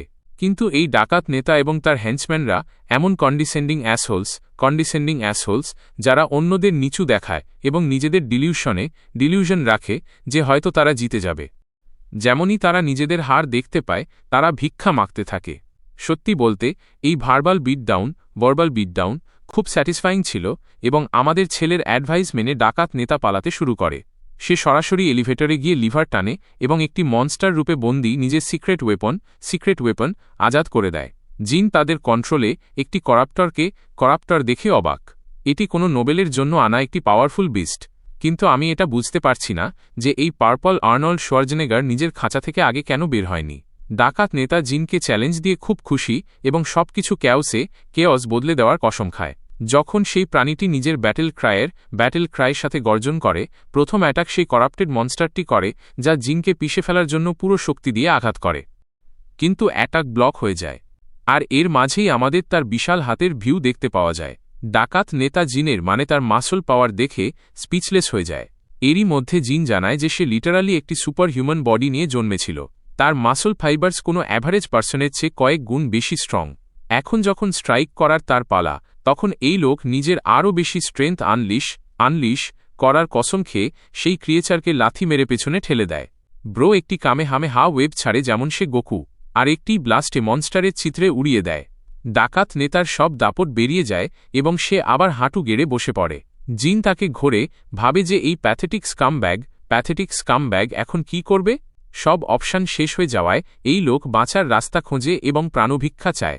কিন্তু আমাদের গ্লোরিয়াস হোয়াইট হেড কিং তার মুখে একটি হুক জড়িয়ে দেয়। মার্সি কোনো চান্সই নেই। ম্যাটার সেটেল হতেই সে নিজের অরা ফর্মিং ড্রিপ আবার পরে নেয় এবং অপেক্ষা করানোর জন্য বাচ্চাদের কাছে ক্ষমা চায়। সবার আগে ব্রো তাদের ক্রাইমসের ডিরেক্ট এভিডেন্স খোঁজার জন্য ডকুমেন্টস চেক করে। সে একটি ড্রয়ার খোলে এবং কিছু ইন্টারেস্টিং নোটস পায়। এক নজরে মনে হবে যে এই ডুডের হাতে জ্যাকপট লেগে গেছে, কিন্তু না, আমাদের ছেলের কোনো আইডিয়া নেই যে সে কি পড়ছে। এই ল্যাঙ্গুয়েজ তার কাছে অজানা এবং সে হাকমার কাছ থেকে সাহায্য নেওয়ার জন্য অনেক বেশি ইন্টেন্স। তবুও জিন এটা বুঝতে পারছে না যে এই ডাকাতরা ওই করাপ্টেডকে কেন ইউজ করছিল। নিজের সন্দেহ কনফার্ম করার জন্য সে সেই মনস্টারের অবশিষ্টাংশ বা টর্ন রিমেইনস ইন্সপেক্ট করে। এভাবে সে রুমে ভাসতে থাকা ন্যানোমেশিনস ক্যামেরা অ্যাক্সেস করতে পারে। জিন অন্তত গত সপ্তাহের রেকর্ডস দেখতে চায় এবং সে একটি কাজের ফুটেজ পেয়ে যায়। দৃশ্যত এক নোবেল সেই মনস্টারকে নিয়ে তাদের কাছে এসেছিল, কিন্তু সে নিজের ইন্টেনশনস জানায়নি। এর বদলে সে একটি ছোট হিন্ট দিয়েছিল। এই ধূর্ত ভিলেনটি শীঘ্রই কান্ট্রি খতম হওয়ার ইশারা করেছিল। জিন ভবিষ্যতের জন্য এই ডিটেল নোট করে নেয় এবং সিন সেই বাচ্চাদের ওপর কাট হয় যারা বন্দিশালা থেকে বেঁচে ফিরেছিল। পোয়ার অবশেষে তার ছোট ভাইয়ের দেখা পায়। দুজনেই একে অপরকে জড়িয়ে ধরে। সবাই স্বস্তিতে আছে যে কারোর চোট লাগেনি। সে জিনকে গড মেনে তার এফোর্টসের জন্য থ্যাংক ইউ বলে, কিন্তু ব্রো এই নাম অ্যাকসেপ্ট করতে মানা করে দেয়। এছাড়া সে লাল ইউনিফর্ম পরা লোকেদের নিয়ে কিউরিয়াস, যারা ডাকাতদের ধরছিল। দৃশ্যত তারা গিল্ড স্টাফ মেম্বার্স। ইনফ্যাক্ট তাদের পাশে দাঁড়িয়ে থাকা সেই জাঁকজমকপূর্ণ চুল আর দাড়ির লোকটা তাদের সিটির গিল্ড মাস্টার। সেই লোকটি জিনের দিকে এগিয়ে আসে এবং জিজ্ঞেস করে যে সে কি এই ইনসিডেন্টের সাথে কানেক্টেড। আমাদের ছেলেটি নিজের কন্ট্রিবিউশন কনফার্ম করে এবং পোয়ারকে ফর্মালি গিল্ড মাস্টারকে ইন্ট্রোডিউস করতে এবং তাকে থ্যাংক ইউ বলতে বলে। সে ওই ছেলেটিকে দেখে স্তম্ভিত যে কেউ বিনা একটিও হিট খেয়ে এতগুলো লোককে কিভাবে হারাতে পারে। ইনফেরিয়ার স্পিসিস এর মতো অ্যাপিয়ারেন্স হওয়া সত্ত্বেও পদরক বুঝে যায় যে এই লোক কোনো রসিকতা নয়। গিল্ড মাস্টার জানায় যে এই ইনসিডেন্ট থেকে হিপস অব ড্যামেজ হয়েছে। ব্যান্ডিট এক্সটারমিনেশনের রিকোয়েস্টস অল টাইম হাইতে আছে। এটি শুনে জিন কিউরিয়াস হয়ে যায়, কারণ তার মনে হয় যে কোনো লর্ড ডাকাতদের ধরাকে প্রায়োরিটাইজ করবে। গিল্ড মাস্টার হাসে এবং বলে যে লর্ডের কাছেও সেই লেভেলের অথরিটি নেই। ক্রাইমের সাথে ডিল করা গিল্ড মেম্বারদের ডিউটি, যারা কিংয়ের অনুগত। এমনকি যদি জমির রুলার লর্ড শেপিয়ানো ক্রাইম করে, তবে তাকেও কিংয়ের কাছে রিপোর্ট করতে হবে। যদিও এমনটা হওয়া আনলাইকলি মনে হয়। পদরক নিজের কথা নিয়ে কনফিডেন্ট, অন্যদিকে জিন 100 মিলিয়ন বছর আগের সিচুয়েশন কম্পেয়ার করছে। সে রিয়েলাইজ করে যে লর্ড একজন মেয়র এবং গিল্ড পুলিশের মতো কাজ করছে। তবুও লর্ড শেপিয়ান এমন কেউ নয় যাকে সহজে ট্রাস্ট করা যায়। জিন ডাকাতদের কাছ থেকে পাওয়া সব ডকুমেন্ট সারেন্ডার করার সিদ্ধান্ত নেয় এবং জিজ্ঞেস করে এগুলো কি গিল্ডের কাজে আসতে পারে। গিল্ড মাস্টার সেগুলো পড়ে বুঝতে পারে যে এটি ডাকাতদের সাথে ট্রেড করা লোকেদের প্রপার লিস্ট। এই লিস্ট দিয়ে তারা অনায়াসেই পুরো গ্রুপকে অ্যারেস্ট করতে পারবে। কিউরিয়াস হয়ে জিন জিজ্ঞেস করে সিটির লর্ডের নামও কি লিস্টে আছে, কিন্তু ইমপ্রেসিভলি লর্ড শেপিয়ানের নাম কোথাও নেই, যা তাকে একজন ক্লেবার ভিলেন বানায় যে নিজের ট্র্যাক্স লুকিয়ে রাখে। এখনকার মতো জিন এই সিচুয়েশনে কিছু করতে পারবে না। সে স্লেভদের আজাদ করেছে, তাই সে জানতে চায় এখন তাদের কি হবে। গিল্ড মাস্টার অ্যাসিওর করে যে যদি মিসিং রিপোর্ট ফাইল হয়ে থাকে তবে গিল্ড তাদের নিরাপদে বাড়ি পৌঁছে দেওয়ার রেসপন্সিবিলিটি নেবে। জিনের কাছে এমন কিছু নেই। আনফর্চুনেটলি তাদের যাওয়ার কোনো জায়গা নেই। এই সিস্টেম অনেক শিটি, কারণ এটি পোয়ার আর ন্যানোর মতো কেসগুলোকে মানে না যারা মা বাবাকে হারিয়েছে। তাই জিন তাদের রাখার জন্য একটি শেল্টার চায়। শকিংলি এই যুগে টাউনে কোনো শেল্টারই নেই। পদরক এই বাচ্চাদের জন্য শুধু কাজ খুঁজে দিতে পারে, কিন্তু যেহেতু এরা দুজনেই ইনফেরিয়র ক্লাসিফাইড তাই এমনটা করাও ডিফিকাল্ট হবে। বাচ্চারা উদাস, অন্যদিকে জিন ডিসঅ্যাপয়েন্টেড যে এই দুনিয়াতেও সবকিছু আগের মতোই। সে এই বাচ্চাদের একা ছাড়তে চায় না। যদিও কাজ করার কোনো জায়গা নেই, তার কাছে অনেক টাকা আছে এবং তার মাথায় একটি আইডিয়া আসে। তাই সে জিজ্ঞেস করে যে থাকার জায়গা বা কোয়ার্টার্স পেলে এরা কি কোথাও কাজ করতে চাইবে। পোয়ার রাজি হয়ে যায় এবং একে একটি শট দিতে চায়, যা দেখে জিনের গোল্ডেন নাইট আর্গাসের কথা মনে পড়ে যে সাহায্যের অফার দিয়েছিল। পরবর্তী সিনে আমরা আর্গাসের সাথে দেখা করতে রয়্যাল ক্যাপিটাল কার্মোশিয়া আছি। হোলি নাইট ফিরে যাচ্ছে যখন হঠাৎ সে কোথাও থেকে একটি চিল অনুভব করে। নিজের রেসিডেন্সে পৌঁছে সে টিমকে দিনভর রেস্ট নিতে বলে। আর্গাস নিজের কোয়ার্টার্সে ফেরে। তার মেডস এবং বাটলারদের অনার প্রাইড এবং গ্লোরির সাথে তাকে ওয়েলকাম জানায়। সে সবার আগে আপডেট চায় এবং সার্ভেন্টদের রিয়াকশন দেখে হোলি নাইট বুঝতে পারে যে নিশ্চয়ই কিছু হয়েছে। বাটলার ক্ষমা চায় যে সে তার মাস্টারকে ফিরতেই ট্রাবল দিচ্ছে। এরই মাঝে তার সিস্টার ওপর থেকে এই পুরো সিন রাগের সাথে দেখছে। রিপোর্ট পেতেই আর্গাসের মাথা ব্যথায় ফেটে যায়। সিচুয়েশন তার ভাবনার চেয়েও অনেক বেশি খারাপ, কারণ একজন ইনভ্যাডার ক্যাপিটালের ভেতরে ঢুকে ধ্বংসলীলা চালাচ্ছে। সে ভেতরে কিভাবে এটি ততটা ইম্পর্টেন্ট নয়, বরং আসল প্রবলেম হল এই বিস্টকে ভেতরে আসতে সাহায্য করল কে। তার ধারণা এটি হার্নেস্কা একাডেমি থেকে কেউ হবে, একটি এমন জায়গা যা তাদের ধ্বংসের ষড়যন্ত্র করা সন্দেহজনক লোকেদের দিয়ে ভরা। ক্যাপিটালের সিচুয়েশন কন্ট্রোল করার জন্য তার কমরেডদের খুব প্রয়োজন। আর এই সময়ই জিন এবং তার গ্রুপ ক্যাপিটালের জন্য তাদের সফর আবার শুরু করে। এক্সটারমিনেশন মিশনের পর 3 দিন চুটকিতে কেটে গেল। পোয়ার ভাবতে থাকে যে ক্যাপিটালে তাদের মতো ইনফেরিয়র বিংসদের জন্য সত্যি কোনো জব আছে কিনা। নিজের কাইন্ড নেচারের কারণে জিন তাদের সান্ত্বনা দেয় যে তাদের পড়াশোনা জানাটাই একটি হিউজ এজ এবং সে বাচ্চাদের কনফিডেন্স রাখতে বলে। ওদিকে হাকমা দূরে ইশারা করে জানায় যে ক্যাপিটাল কাছেই। রয়্যাল ক্যাপিটালের গ্র্যান্ড বিউটি দেখে আমাদের ছেলেটি পুরোপুরি স্ম্যাকড হয়ে যায়। সন্ধ্যা পর্যন্ত তারা ক্যাপিটালের ভেতরে পৌঁছে যায়। এই জায়গা চারদিকে লোকেদের হাসলিং দিয়ে ভরা। হাকমা জানায় ক্যাপিটাল ইম্পোর্টসের ওপর ডিপেন্ড করে, মানে এখানে সব ধরনের জিনিস পাওয়া যায়। সেই কোদম ক্লদিংও যার কথা তারা আগে বলেছিল। জিনের কাছে এসব ইন্টারেস্টিং লাগে এবং তার নজর কিছু ইনসেক্ট মিউট্যান্টসের ওপরও পড়ে। এখানে অনেক ধরনের রেসেস আছে যা দেখায় তারা সবাই কিভাবে ডিফারেন্টলি ডেভেলপ হয়েছে। স্ট্রিটস একদম টাইডি, ক্যাপিটালের সেফটিও টপ নচ, কিন্তু এই সুবিধাগুলো থাকা সত্ত্বেও কিছু ডিসগাস্টিং পার্টসও আছে। জিন ভাবে প্রতিটা যুগের আলাদা আলাদা প্রবলেমস থাকে। সে হাকমার কাছে একাডেমির এন্ট্রান্স এক্সাম সম্পর্কে জিজ্ঞেস করে এবং জানা যায় সেটি আগামী সপ্তাহে। তারা এক্সাম শুরু হওয়ার অপেক্ষা করতে চলেছে, কিন্তু তাদের কথা শুনে এক ব্লন্ড মেয়ে ভাবে যে এরা কি হার্নেস্কা একাডেমি যাওয়ার ব্যাপারে ইন্টারেস্টেড, বিশেষ করে যখন এদের ইনফেরিয়র স্পিসিস মনে হচ্ছে। এবার আমরা হোটেল রুমসে আসি যেখানে হাকমা আর ন্যানো কমফি বেডসে লাফিয়ে পড়ে। তারা অবশেষে একটি প্রপার জায়গায় ঘুমানোর সুযোগ পেয়েছে এবং ক্যাপিটাল পৌঁছানোর জিনের ইনিশিয়াল গোল পূরণ হয়েছে।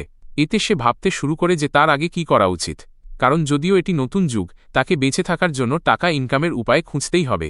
যাই হোক, ব্রো ডাকাতদের এক্সটারমিনেশনের জন্য অনেক টাকা পেয়েছিল, কিন্তু সে জানে এটি চিরকাল চলবে না, বিশেষ করে তাদের 4 জনের সাথে। তারপর এই বাচ্চাদের জন্য জব খোঁজার আলাদা ইস্যু আছে এবং এর ইমিডিয়েট সলিউশন আর্গাসের সাথে দেখা করা হবে। কিন্তু এখন তাদের তার লোকেশন বা এমন কানেকশনস সম্পর্কে কিছুই জানা নেই যা তাদের তার কাছে পৌঁছে দিতে পারে। জিন অনেক অপশনস নিয়ে ভাবে, কিন্তু সবার আগে করাপ্টরদের ইনভেস্টিগেশনকে প্রায়োরিটাইজ করে। সে জানে এই যুগে মানুষ নিজেদের গোলের জন্য এমন মনস্টারদের এক্সপ্লয়েট করার চেষ্টা করছে। নেচার থেকেই করাপ্টররা খুব বিপজ্জনক প্রাণী, তাই তাদের এভাবে ছেড়ে দেওয়া যায় না। এইবার সে জীবিত মানুষদের আবার টোটাল অ্যানিহিলেশনের মুখোমুখি হতে দেবে না। সে ক্যাজুয়ালি হাকমাকে জিজ্ঞেস করে যখন এখানকার মানুষদের কোনো রিসার্চ করতে হয় তখন তারা কি করে। দৃশ্যত তারা সেই সাবজেক্টের ওপর বুকস পড়ে বা কোনো নলেজেবল মানুষের কাছে জিজ্ঞেস করে। বুকস নিজে খুব এক্সপেন্সিভ হয়, গ্রামেও সেগুলো অ্যাফোর্ড করার জন্য তাদের মিলেমিশে বই পড়তে হতো। অন্যদিকে রয়্যাল ক্যাপিটালে একটি স্পেকট্যাকুলার লাইব্রেরি আছে যেখানে রিসার্চ খুব ইজি হয়ে যায়। জিনের এই আইডিয়া পছন্দ হয়, কারণ এখন সে ওই লাইব্রেরির ফায়দা তুলে কাগুরার ছোট ল্যাবরেটরির ক্লুজ খুঁজতে পারবে। পরবর্তী সিনে ব্রো রিসেপশনিস্ট ডেস্কে আছে, কিন্তু সেই মেয়েটি তাকে ফ্যাসিলিটি ইউজ করতে সরাসরি মানা করে দেয়, কারণ বইগুলোকে সেক্রেড ন্যাশনাল প্রপার্টি মনে করা হয়। তারা সবাইকে ফ্রি এন্ট্রি দেয় না, শুধু স্বীকৃত একাডেমি স্টুডেন্টস বা নোবেলসরাই এমন জায়গায় যেতে পারে, যা আমাদের ছেলের সিচুয়েশন আবার কমপ্লিকেট করে দেয়। হাকমা মজা নিতে নিতে জিনকে মনে করিয়ে দেয় যে ব্রো এখনও ঠিকমতো পড়তেও পারে না, যদিও সে লেটার্স শেখার আপ্রাণ চেষ্টা করছে। ল্যাঙ্গুয়েজের ওপর ফুল গ্রাস পেতে তার কিছুটা সময় লাগবে। ব্রো নিজের মাথা চুলকাচ্ছে, যেন তাকে কোনো এক্সামের প্রিপারেশন নিতে হবে। ওদিকে ক্লক পরা দুই ডুড নিজেদের মিশনের অংশ হিসেবে চুপচাপ তাদের ওপর স্পাই করছে। তারা একটি সিম্পল চ্যাটের জন্য জিনকে কনফ্রন্ট করতে আসে, কিন্তু আসলে এই কথাবার্তা একটি ভায়োলেন্ট পাঞ্চ দিয়ে শুরু হয়। আমাদের ছেলেটি রিফ্লেক্সিভলি তার ফিস্ট তৎক্ষণাৎ ধরে ফেলে এবং ইন্ট্রোডাকশনের এমন আমেজিং ম্যানার্সের জন্য তাকে খোঁচা দেয়। সিটির সেফটি শুধু নামেই যখন মানুষ এভাবে অ্যাটাক করছে, কিন্তু সেই ছেলেটি অহংকারেই থাকে এবং জিন তার ফিস্ট বাতাসে মোচড় দিয়ে দেয়, যার ফলে একটি পাওয়ারফুল ম্যাজিক ব্লাস্ট ডাইভার্ট হয়ে যায়। সেই ফাইটার শার্প ইনস্টিংক্টসের জন্য তার প্রশংসা করে। অন্যদিকে পয়ার বুঝতে পারছে না এই লোকগুলো সিভিলিয়ান জোনের মাঝে প্রকাশ্যে ডিভাইন পাওয়ার কিভাবে ইউজ করছে। আমাদের হিরো জানতে চায় এই লুজারদের আসলে চক্করটা কি, এবং তৎক্ষণাৎ বুঝে যায় যে কেউ তার মাথার ওপর হিট রেখেছে, যদিও এটি তার নিজেরই ফেভারে কাজ করে। যদিও এই বুলিরা জিনের গ্রুপকে হুমকি দেয় যে যদি বিপদ না চায় তবে ক্যাপিটাল থেকে বিদায় হোক। জিন নিজের জায়গা থেকে একদম নড়ে না এবং তাকে আবার অ্যাটাক করার নেমন্তন্ন দেয়, কিন্তু তার ফিস্ট আবার ধরা পড়ে এবং সে লিটারালি হার্ড গ্রাউন্ডে আছাড় খায়। একজনকে রিয়ালিটি চেক দেওয়ার পর সে দ্বিতীয় জনের দিকে ফেরে যে সরাসরি তার ওপর ম্যাজিক ব্লাস্ট ফায়ার করছে। জিন ডজ করতে সরাসরি মানা করে দেয় এবং সেই ফায়ারি অ্যাটাককে সরাসরি ব্লক করে। সেই ছেলেটির মনে হয় সে কোনো সিরিয়াস ড্যামেজ দিয়ে দিয়েছে, কিন্তু ধোঁয়ার মাঝখান থেকে একটি হাত বেরিয়ে আসে যা তাকে ধরে বাতাসে এমনভাবে তুলে নেয় যেন তার কোনো ওজনই নেই। সিরিয়াস টোনে জিন তাদের উপহাস করে যে তারা প্যাথেটিকলি উইক এবং জিজ্ঞেস করে তাদের মধ্যে লড়ার ইচ্ছা কি আর বেঁচে আছে। ব্রো সত্যি এই স্টোরির গজসাত। অন্যদিকে তার ভিকটিম অবাক যে একজন লো লেভেল স্পিসিসের কাছে এত ইনসেন্স স্ট্রেংথ কিভাবে হতে পারে। হঠাৎ নাইট অর্ডার লড়াই থামিয়ে দেয়। এটি কারিনা যে বিরক্ত যে তাকে নিজের ডে অফে এই ঝামেলার মাঝে আসতে হল। তার জিনকে আক্রমণ করাদের নিয়ে কোনো মাথা ব্যথা নেই, সে শুধু হাকমা এবং আমাদের ছেলেকে চিরকালের জন্য জেলে পাঠাতে চায়। কিন্তু এটি জিনের ফেভারে কাজ করল।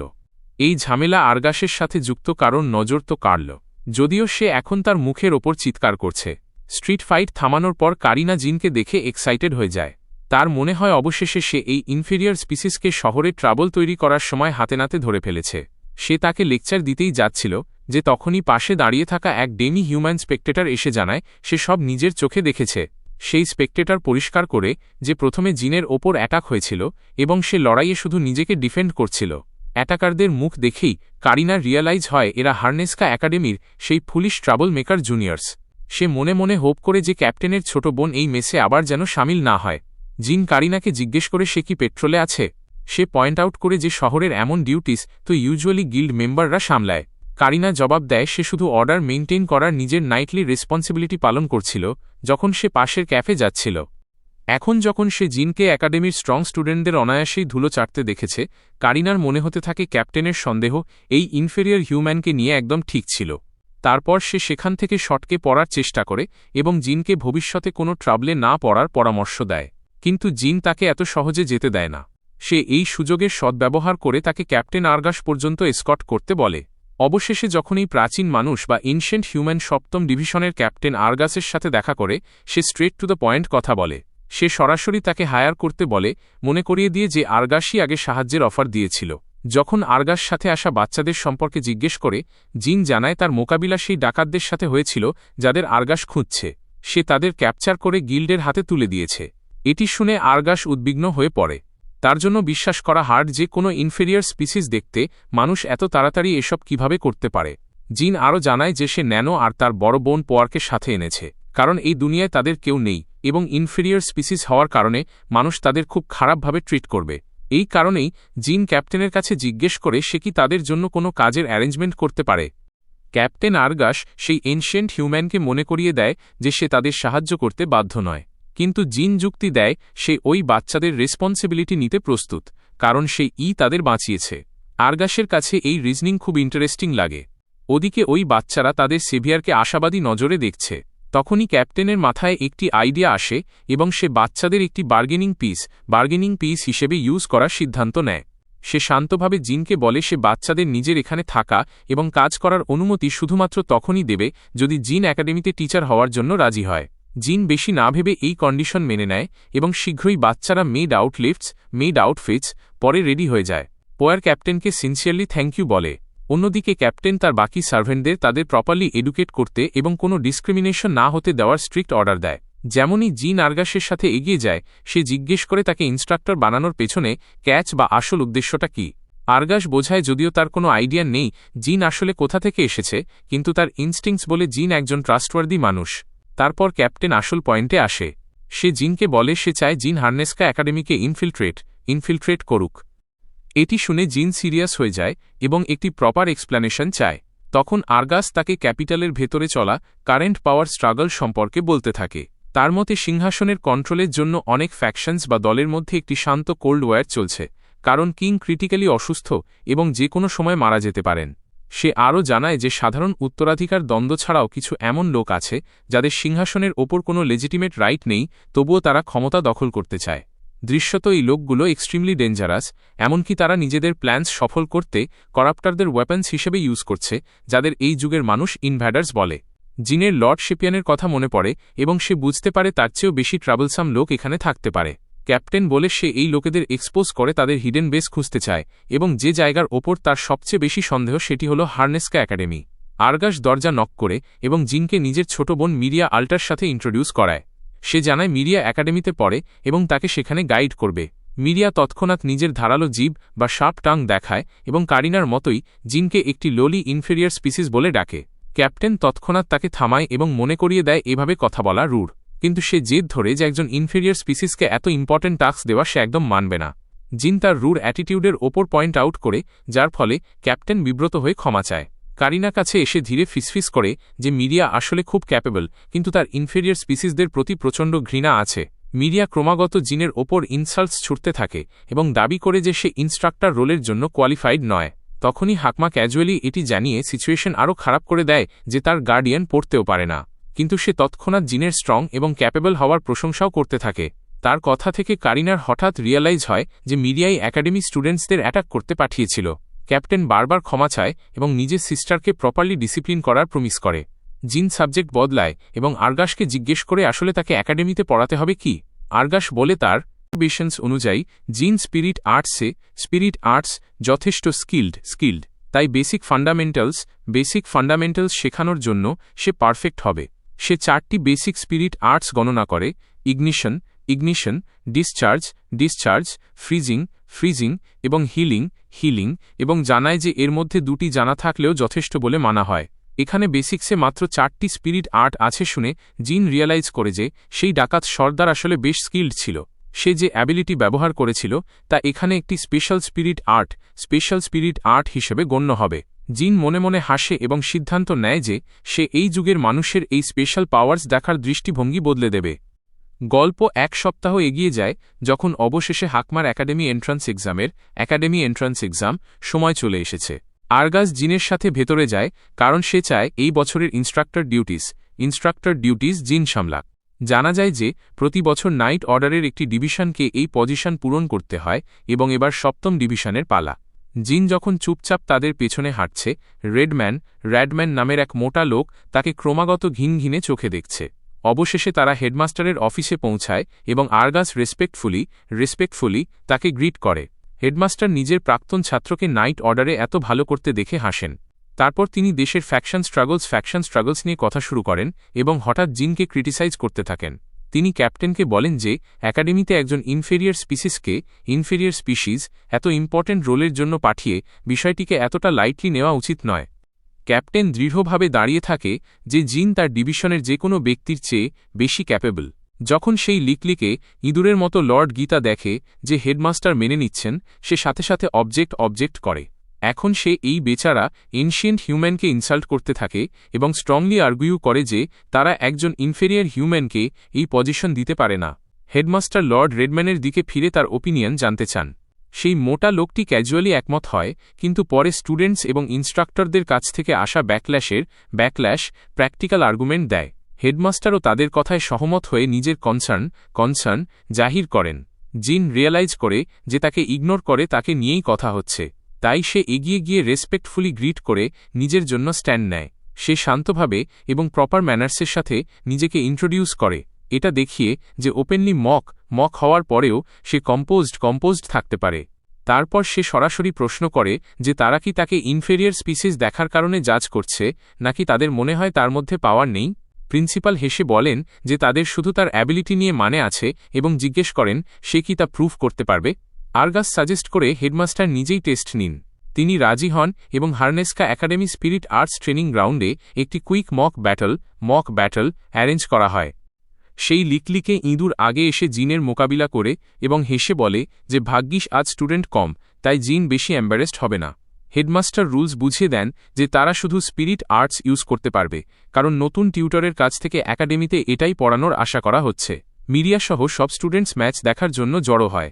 সে এক্সাইটেড কারণ সে প্রথমবার সেই লিকলিকে ইঁদুর গীতাকে পার্সোনালি ব্যাটল করতে দেখবে। জিন আগেই জানে এর শেষ কি হবে, তবুও সে একটি দীর্ঘশ্বাস ফেলে এবং ইনস্ট্রাক্টরকে নিজের পাওয়ার দেখার সুযোগ দেয়, কিন্তু আরগাস আনসার্টেন ফিল করতে থাকে। সে প্রথমবার জিনকে লড়তে দেখবে এবং ভয় পায় পাছে জিন সবার সামনে তাকে এম্বারেস্ট করে না দেয়। ওদিকে লর্ড গীতা খুব এক্সাইটেড এবং জিনকে তার জায়গা দেখিয়ে ম্যাচ তাড়াতাড়ি শেষ করতে চায়। সে ওপেনিং মুভ নেওয়ার ঘোষণা দেয় এবং তৎক্ষণাৎ একটি বিশাল ফায়ারবল মারে। তার মনে হয় এটি জিনকে এক আঘাতেই হারিয়ে দেবে। জিন শান্তভাবে সেই অ্যাটাক ডজ করে নেয়। লিকলিকে ইঁদুর গীতা তখনও কনফিডেন্ট যে সে জিতবে এবং ক্যাপ্টেনকে ভুল প্রমাণ করবে। এরপর সে লাইটনিং স্পিয়ার্স নামক নিজের টেকনিক ব্যবহার করে, কিন্তু জিন প্রতিটা স্ট্রাইক ডজ করে তাকে ইরিটেট করতে থাকে। গীতার মনে হয় জিন শুধু পালাতে জানে। জিন মনে মনে ভাবে যে এমন পাওয়ার কখনো মানুষের ওপর ব্যবহারের জন্য তৈরি হয়নি, কিন্তু অন্য কোনো উপায় না থাকায় জিন অবশেষে নিজের অ্যাবিলিটি দেখানোর সিদ্ধান্ত নেয় এবং ইন্টেনশনালি একটি ইউনিক স্পিরিট আর্ট রিভিল করে। সে একটি গ্র্যাভিটি ম্যানিপুলেশন অ্যাটাক ইউজ করে এবং সেই লর্ড গীতাকে সরাসরি মাটিতে ধসিয়ে দেয়। সে পরিষ্কার করে দেয় যে তার সামনে টেকার কোনো চান্সই ছিল না এবং তার অহংকারের কোনো যোগ্যতা নেই। হেডমাস্টার এবং সেই মোটা লর্ড রেডম্যান এটা দেখে শকড হয়ে যায়। আরগাস এবং তার বোন মিরিয়ারও মুখ খোলা থেকে যায়। তারা পাওয়ারের এমন ক্লিন ডিসপ্লে আগে কখনো দেখেনি। যখন তারা জিজ্ঞেস করে এটা কি হলো, জিন শান্তভাবে বোঝায় যে সে শুধু লর্ড গীতার চারপাশের গ্র্যাভিটি ম্যানিপুলেট করেছে। যখন সে লোকেদের বলতে শোনে যে তারা এমনটা আগে কখনো দেখেনি, জিন মনে মনে হাসে যে একাডেমির স্টুডেন্টস এবং ইনস্ট্রাক্টরদের এখনও অনেক কিছু শেখা বাকি। মাটিতে পড়ে থাকা লর্ড গীতা ফ্রাস্ট্রেশনে দাঁত কিরমির করছে, তাকে একদম মিজারেবল লাগছে। সেই বুড়ো লোকটার ওপর মায়া করে আমাদের হিরো অবশেষে গ্র্যাভিটি প্রেশার সরিয়ে নেয়। গীতার মেল ডাউন হয়ে যায়। সে চিৎকার করে বলে যে এমন স্পিরিট টেকনিক এক্সিস্ট করাই উচিত নয়। সে জেদ ধরে যে এই ইনফেরিয়র কোনো ইলিগাল ট্রিক ইউজ করছে। আমাদের ছেলেটি চুপচাপ দাঁড়িয়ে একজন চ্যাম্পের মতো গালিগালাজ শোনে, আর ওদিকে সেই বুড়োটা একজন ক্যারেন মতো তার মুখের ওপর চিল্লাচ্ছে। এসব দেখে হেডমাস্টার শান্তভাবে নিজের ডিসিশন নিয়ে নেন। চারপাশের স্টুডেন্টসরাও ইমপ্রেসড। মিরিয়া বুঝতে পারছে না সে এত ডিভাইন পাওয়ার কিভাবে কন্ট্রোল করে, যা সাধারণত ইনফেরিয়ার স্পিসিসের মধ্যে না থাকার সমান। তার কিউরিওসিটি বেড়ে যায় এবং সে ঠিক করে যে সে জিনের আসল পরিচয় জেনে ছাড়বে। দৃশ্য এক সপ্তাহ পর ওয়েলকাম সেরেমনি শিফট হয়। সেখানে হেডমাস্টার অ্যানাউন্স করেন যে হার্নেস্কা একাডেমি ইনফেডিং থ্রেটস খতম করার জন্য ওয়েরিয়ারদের ট্রেন করতে তৈরি হয়েছে। যারা দুর্বল তাদের জন্য এখানে কোনো জায়গা নেই, কিন্তু যারা সাকসিড হবে তাদের ফিউচার স্ট্যাটাস এবং ইনফ্লুয়েন্সে ভরে যাবে। ওপর থেকে দেখতে দেখতে মিরিয়ার পাশে দাঁড়িয়ে থাকা কিছু ডেমি হিউম্যানস অবাক হয় যে কত নিউ কামার্স এসেছে। এদের মধ্যে অনেকে নোবেল ফ্যামিলি থেকেও নয়। রিয়াজ নামক এক লায়ন ডেমি হিউম্যান মিরিয়াকে ক্যাজুয়ালি গ্রিট করে। সে বলে যে মিরিয়াকে পার্সোনালি ওয়েলকাম সেরেমনিতে দেখা আনএক্সপেক্টেড। কথা বলতে বলতে সে হঠাৎ ফ্যাকাল্টির কাছে বসে থাকা একজন ইনফিরিয়রকে দেখে চমকে যায়। সে পুরোপুরি কম্পোজার হারিয়ে ফেলে যখন মিরিয়া জানায় যে ওই ইনফিরিয়র আসলে তাদের নতুন টিচার।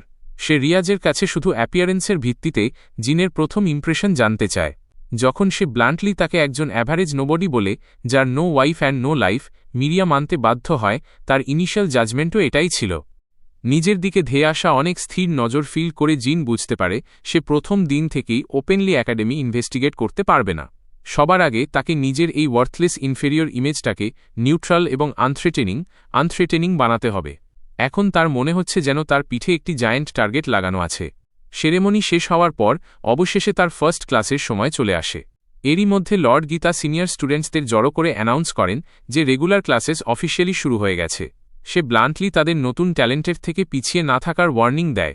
এর সাথেই সে জিজ্ঞেস করে বেশিরভাগ ক্লাস অ্যাবসেন্ট কেন। সেই ধূর্ত বুড়ো মনে মনে হাসছে এটা জেনে যে অনেক স্টুডেন্ট একজন ইনফেরিয়রের কাছে পড়ার চেয়ে মরে যাওয়া পছন্দ করবে। সেই গ্রিজি ইঁদুরটা জেনে শুনে এই কথা ছড়িয়েছিল যে আজকের লেকচার জিন নেবে। সারপ্রাইজিংলি আমাদের প্রফেসরের এতে একটুও কিছু যায় আসে না। সে কনফিডেন্টলি পোডিয়ামে দাঁড়িয়ে নিজেকে নতুন স্পিরিট টেকনিক্স ইনস্ট্রাক্টর হিসেবে ইন্ট্রোডিউস করে। সময় নষ্ট না করে রিয়াজ নির্লজ্জভাবে জিজ্ঞেস করে যে সত্যি কি তার মধ্যে একাডেমির মোস্ট এলিট ক্লাসকে পড়ানোর দম আছে। আমাদের ছেলেটি শান্ত হাসি দিয়ে বলে যে তারা শীঘ্রই তা জানতে পারবে। সে সেই লায়ন ডেমি হিউম্যানকে এটাও বলে যে যদি ক্লাস তার লেভেলের নিচে মনে হয় তবে সে চলে যেতে পারে।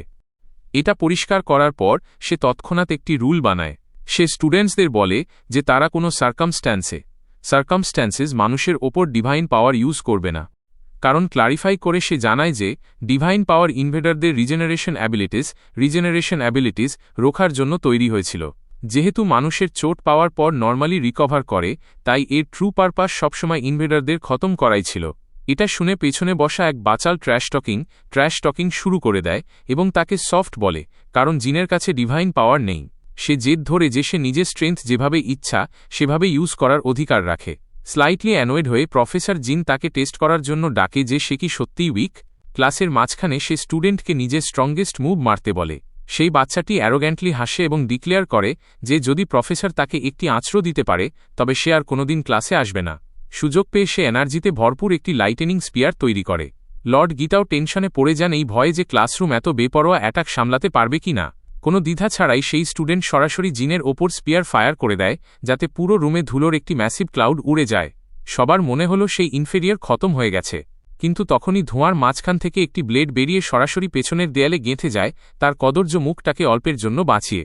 জিন শান্তভাবে বলে যে সে যদি সত্যিই তাকে মারতে চাইত তবে সোর্ড তার আরপার হয়ে যেত। আর এরই সাথে সে সেমিস্টারের প্রথম লেসন দেয়, কখনো কাউকে শুধু অ্যাপিয়ারেন্স দিয়ে জাজ করো না। রিয়াজ চুপচাপ দেখছে আর ভাবছে সেই টেকনিক কি স্পিরিট আর্ট বলে গণ্য হবে। প্রফেসর জিন স্মুথলি এগিয়ে যায় এবং বোঝায় যে ইনফেরিয়রদের এই লেভেল এজন্য মিলেছে কারণ তারা উইক বলে মানা হয়। তারপর নিজেকে তাদের থেকে লিগস অ্যাবাব দাবি করে সে জিজ্ঞেস করে তাহলে সে কি হল। তার ঔরা পিক লেভেলে পৌঁছে যায় যখন সে নিজেই নিজের উত্তর দেয়। সে ডিক্লেয়ার করে একে বলে একজন আসল টিচার। এরপর সে সেকেন্ড লেসন দেয়। সে সেই বাচ্চাটিকে জিজ্ঞেস করে যে সে কি স্পিরিট আর্টস অ্যাক্টিভেট করার ক্রাইটেরিয়া জানে। এমনভাবে আচরণ করে যেন এটি কমন নলেজ। স্টুডেন্ট জবাব দেয় যে এসব ভিভিড ইমাজিনেশন খেলা। যদি তুমি কিছু ক্লিয়ারলি পিকচার করে নাও তবে স্পিরিটস তা সত্যি করে দেবে। প্রফেসর জিন মানেন যে ইমাজিনেশন ম্যাটার করে, কিন্তু বলেন যে একটি ক্রিটিক্যাল এলিমেন্ট আছে যা তারা মিস করছে। সে বোঝায় যে স্পিরিটস ডিফারেন্ট ওয়েভলেন্থ রেসপন্ড করে এবং সেটাই আসলে তাদের অ্যাকশন ট্রিগার করে। টোটাল 8টি প্রাইমারি ওয়েভলেন্থ থাকে। এর মধ্যে ইগনিশন, ডিসচার্জ, হিলিং এবং ফ্রিজিং সবচেয়ে বেশি পরিচিত, কিন্তু gravity control, light control, atmosphere control এবং স্পেশাল ম্যানিপুলেশনও এক্সিস্ট করে। জিনের এই 8টি বিষয়কে এত ক্যাজুয়ালি ইউজ করতে দেখে লর্ড গীতা প্রায় শকড হয়ে যান।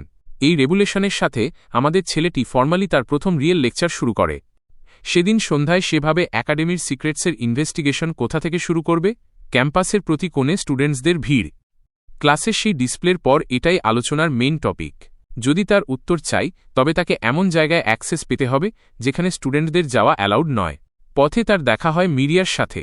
বিনা দ্বিধায় সে সরাসরি জিজ্ঞেস করে যে জিন আসলে কে। জিন জবাব দেয় সে সেই সো কল্ড ইনফেরিয়র ছাড়া আর কি হতে পারে যা সবাই তাকে লেবেল করে। মিরিয়া মানে যে এটা সেন্স মেক করত যদি সে অনায়াসেই 8টি স্পিরিট আর্টস কমান্ড করতে না পারত। বেশিরভাগ ডেমি হিউম্যানও এর ক্যাপেবল নয়। আমাদের ছেলেটি কাঁধ ঝাঁকিয়ে বলে এটি অতটা কমপ্লিকেটেড নয় এবং একে ডিফারেন্ট ওয়েভলেন্থের মাঝে ট্যাব সুইচ করার মতো বলে বর্ণনা করে। অফকোর্স সে জানে প্র্যাকটিসে এটি শোনার চেয়ে অনেক বেশি কমপ্লেক্স। সে রিকোয়েস্ট করে যে এই কনভারসেশন তারা যেন কোথাও প্রাইভেটে করে। একা হওয়ার পর সে আবার জিজ্ঞেস করে জিনকে। এবার জিন দাবি করে যে সে শুধু একজন হিউম্যান যাকে কদমর ভিলেজের নিচে মিলিয়ন্স অফ ইয়ার্সের জন্য কোল্ড স্লিপ রাখা হয়েছিল। মজা নেওয়ার জন্য মিরিয়া জিজ্ঞেস করে হাইবারনেশন থেকে ওঠার আগে সে কি করত। জিন অনেস্টলি জবাব দেয় যে সে তার কান্ট্রির একজন স্পেশাল ফোর্সেস এজেন্ট ছিল। যদিও কয়েকশো বছর কেটে গেছে, তার সেই দিনগুলো পরিষ্কার মনে আছে, যেন মাত্র কয়েক বছর আগের কথা। কিউরিয়াস হয়ে সে আরও জিজ্ঞেস করে নিজের নেশনের জন্য লড়া কাউকে কোল্ড স্লিপে সিল কেন করা হবে। জিন দুঃখ অনুভব করে এবং স্বীকার করে যে সে তার মিশনে ফেইল করেছিল। সে সত্যিই বিশ্বাস করত যদি সে নিজেকে পুরোপুরি পুশ করে তবে সে সবকিছু সেভ করে ফেলবে, কিন্তু অ্যান্ডে সে ফেইল করেছে এবং সবকিছু হারিয়েছে। সে এটাও কনফেস করে যে প্রফেসর হওয়া র্যান্ডম ছিল না, তার আল্টন ফ্যামিলির ইনফ্লুয়েন্স দরকার। কথা ঘুরিয়ে সে জিজ্ঞেস করে তারা কোথায় যাচ্ছে। মিরিয়া শীঘ্রই তাকে একটি নোংরা পরিত্যক্ত রুমে নিয়ে যায় এবং জানায় যে এটি একটি স্টোরেজ স্পেস ছিল যেখানে ইনস্ট্রাক্টররা টিচিং সাপ্লাই রাখত। একটি শেলফে রাখা প্যাঁচার স্ট্যাচু তৎক্ষণাৎ জিনের অ্যাটেনশন কেড়ে নেয়। সে জিজ্ঞেস করে তাকে এখানে আনার রিয়েল রিজন কি। মিরিয়া স্বীকার করে যে সে স্টোরেজ রুমের ঠিক পাশে থাকা স্ট্রেঞ্জ এম্পটি স্পেস ইনভেস্টিগেট করছিল। খালি থাকার হিসেবে এটি অনেক লার্জ, যা দেখে সে নিশ্চিত যে এখানে কিছু ইম্পর্টেন্ট লুকানো আছে। 1 সেকেন্ড ওয়েস্ট না করে প্রফেসর জিন ক্যাজুয়ালি এগিয়ে গিয়ে সেই আউল স্ট্যাচুটি ধরে। মিরিয়া কনফিউশনে তাকে দেখে আর ভাবে সে কেন একটি পুরনো নোংরা ডেকোরেশন আদর করছে। যেমনই সে ওটাকে হালকা টুইস্ট করে বুক শেলফ স্লাইড হয়ে সরে যায় এবং ভেতরে যাওয়ার একটি হিডেন প্যাসেজ দেখা যায়। জিন শান্তভাবে মিরিয়াকে একটি সিক্রেট রুমের সঠিক আন্দাজ করার জন্য অভিনন্দন জানায়।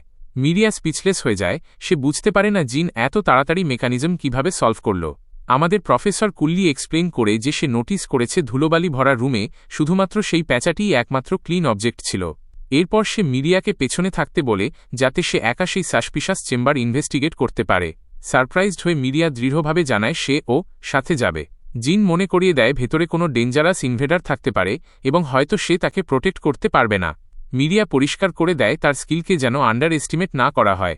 সে কনফিডেন্টলি দাবি করে যে সে নিজের ক্লাসে সবচেয়ে এগিয়ে এবং শুধু তার ভাইই তার স্কিলকে সারপাস করতে পারে। এতে জিন রাজি হয়ে যায়। তারা দুজনে সাবধানে সেই ভাঙা সিঁড়ি দিয়ে নিচে নামে, যা তাদের এক্সপেকটেশনের চেয়ে অনেক বেশি ডিপ। ঘুটঘুটে অন্ধকারে এত সহজে আলোকে কমান্ড করা কতটা কনভিনিয়েন্ট তা মিরিয়া মনে মনে প্রশংসা করে। জিন ক্যাজুয়ালি জোক মারে যে এই জায়গা ফ্যান্টাসি গেমে মনস্টারদের স্পন হওয়ার জন্য পারফেক্ট ডঞ্জনের মতো, যাতে মিরিয়া তার গেমার রেফারেন্সে কনফিউজড হয়ে যায়। ফের কিউরিয়াস হয়ে সে জিনের ব্যাক স্টোরি নিয়ে কথা পারে। সে জিজ্ঞেস করে জিনের মনে কি কোনো সসপেক্ট আছে, কারণ থ্রেটস হান্ট ডাউন করা জিনের স্পেশালিটি ছিল। জিনের অবাক লাগে যে মিরিয়া কত সহজে তার অবিশ্বাস্য গল্প বিশ্বাস করে নিল। তার ট্রাস্টের ছোট রিওয়ার্ড হিসাবে জিন রিভিল করে যে তার স্ট্রং সাসপিশন আছে যে এতে লর্ড রেডম্যান ইনভলভ থাকতে পারে। মিরিয়া তৎক্ষণাৎ জিজ্ঞেস করে সে এত নিশ্চিত কেন। প্রফেসর জিন এক্সপ্লেইন করে যে যদিও লোকটা লেকচারে ক্যারিশম্যাটিক লাগে, কিন্তু যখন সে একা থাকে তখন তার মধ্যে কিছু একটা ডিপলি আনসেটলিং আছে। সেই কোয়াইট মোমেন্টসে ওই মোটা লোকটা এমন ভাইব দেয় যেন সে নির্ঘাত কিছু শেডি প্লট করছে। সে বোঝায় যে এমন বিহেভিয়ার সেই লোকদের মধ্যে কমন যারা দুনিয়ার সামনে থাকা পার্সোনা থেকে একদম আলাদা হয়। অন টপ অব দ্যাট, জিনের কাছে এটা প্রিটি অবভিয়াস লেগেছে যে ওই লোকটা একজন টিচার হওয়ার হিসেবে টেরিবলি অবজারভেন্ট। মিরিয়া স্বীকার করে যে অরিজিনালি তার লর্ড গীতার ওপর সন্দেহ ছিল, কিন্তু জিন তার থিওরি ডিসমিস করে দেয় এই পয়েন্ট আউট করে যে যার নিজের ইমোশনের ওপর জিরো কন্ট্রোল আছে সে কখনো ট্রুলি সিনিস্টার কিছু অর্কেস্ট্রেট করতে পারবে না। মিরিয়াকে অবাক করে সে এটাও বলে যে সেই বলিরেখা ভরা বুড়ো লোকটা সম্ভবত মনের দিক থেকে ডিসেন্ট মানুষ। অবশেষে দুজনে সিঁড়ির নিচে পৌঁছায়, যা একটি ম্যাসিভ ডাস্ট ফিল্ড হলে খোলে। অ্যাকাডেমি গ্রাউন্ডের ঠিক নিচে লুকানো এই ইনর্মাস ল্যাবিরিন্থ দেখে মিরিয়ার চোখ শকে ফেটে যায়। হঠাৎ জিন চলা থামিয়ে দেয়, কারণ সে কিছুটা স্তম্ভিত। নিজের ওয়াইল্ডেস্ট ইমাজিনেশনেও সে কল্পনা করেনি যে কাগুরার ল্যাবরেটরি এমন জায়গায় লুকানো থাকবে। যখন জিন ন্যানো মেশিনস দ্বারা প্রোটেক্টেড দরজাগুলো দেখে, যাকে এই যুগের মানুষ স্পিরিটস বলে, সে নিশ্চিত হয়ে যায় যে এটি সত্যিই কাগুরার ল্যাবরেটরি। মিরিয়া নার্ভাস হয়ে যায়, কারণ এত সময় ধরে খোঁজার পরেও সে একাডেমির নিচে লুকানো এই ম্যাসিভ ডোর কখনো পায়নি।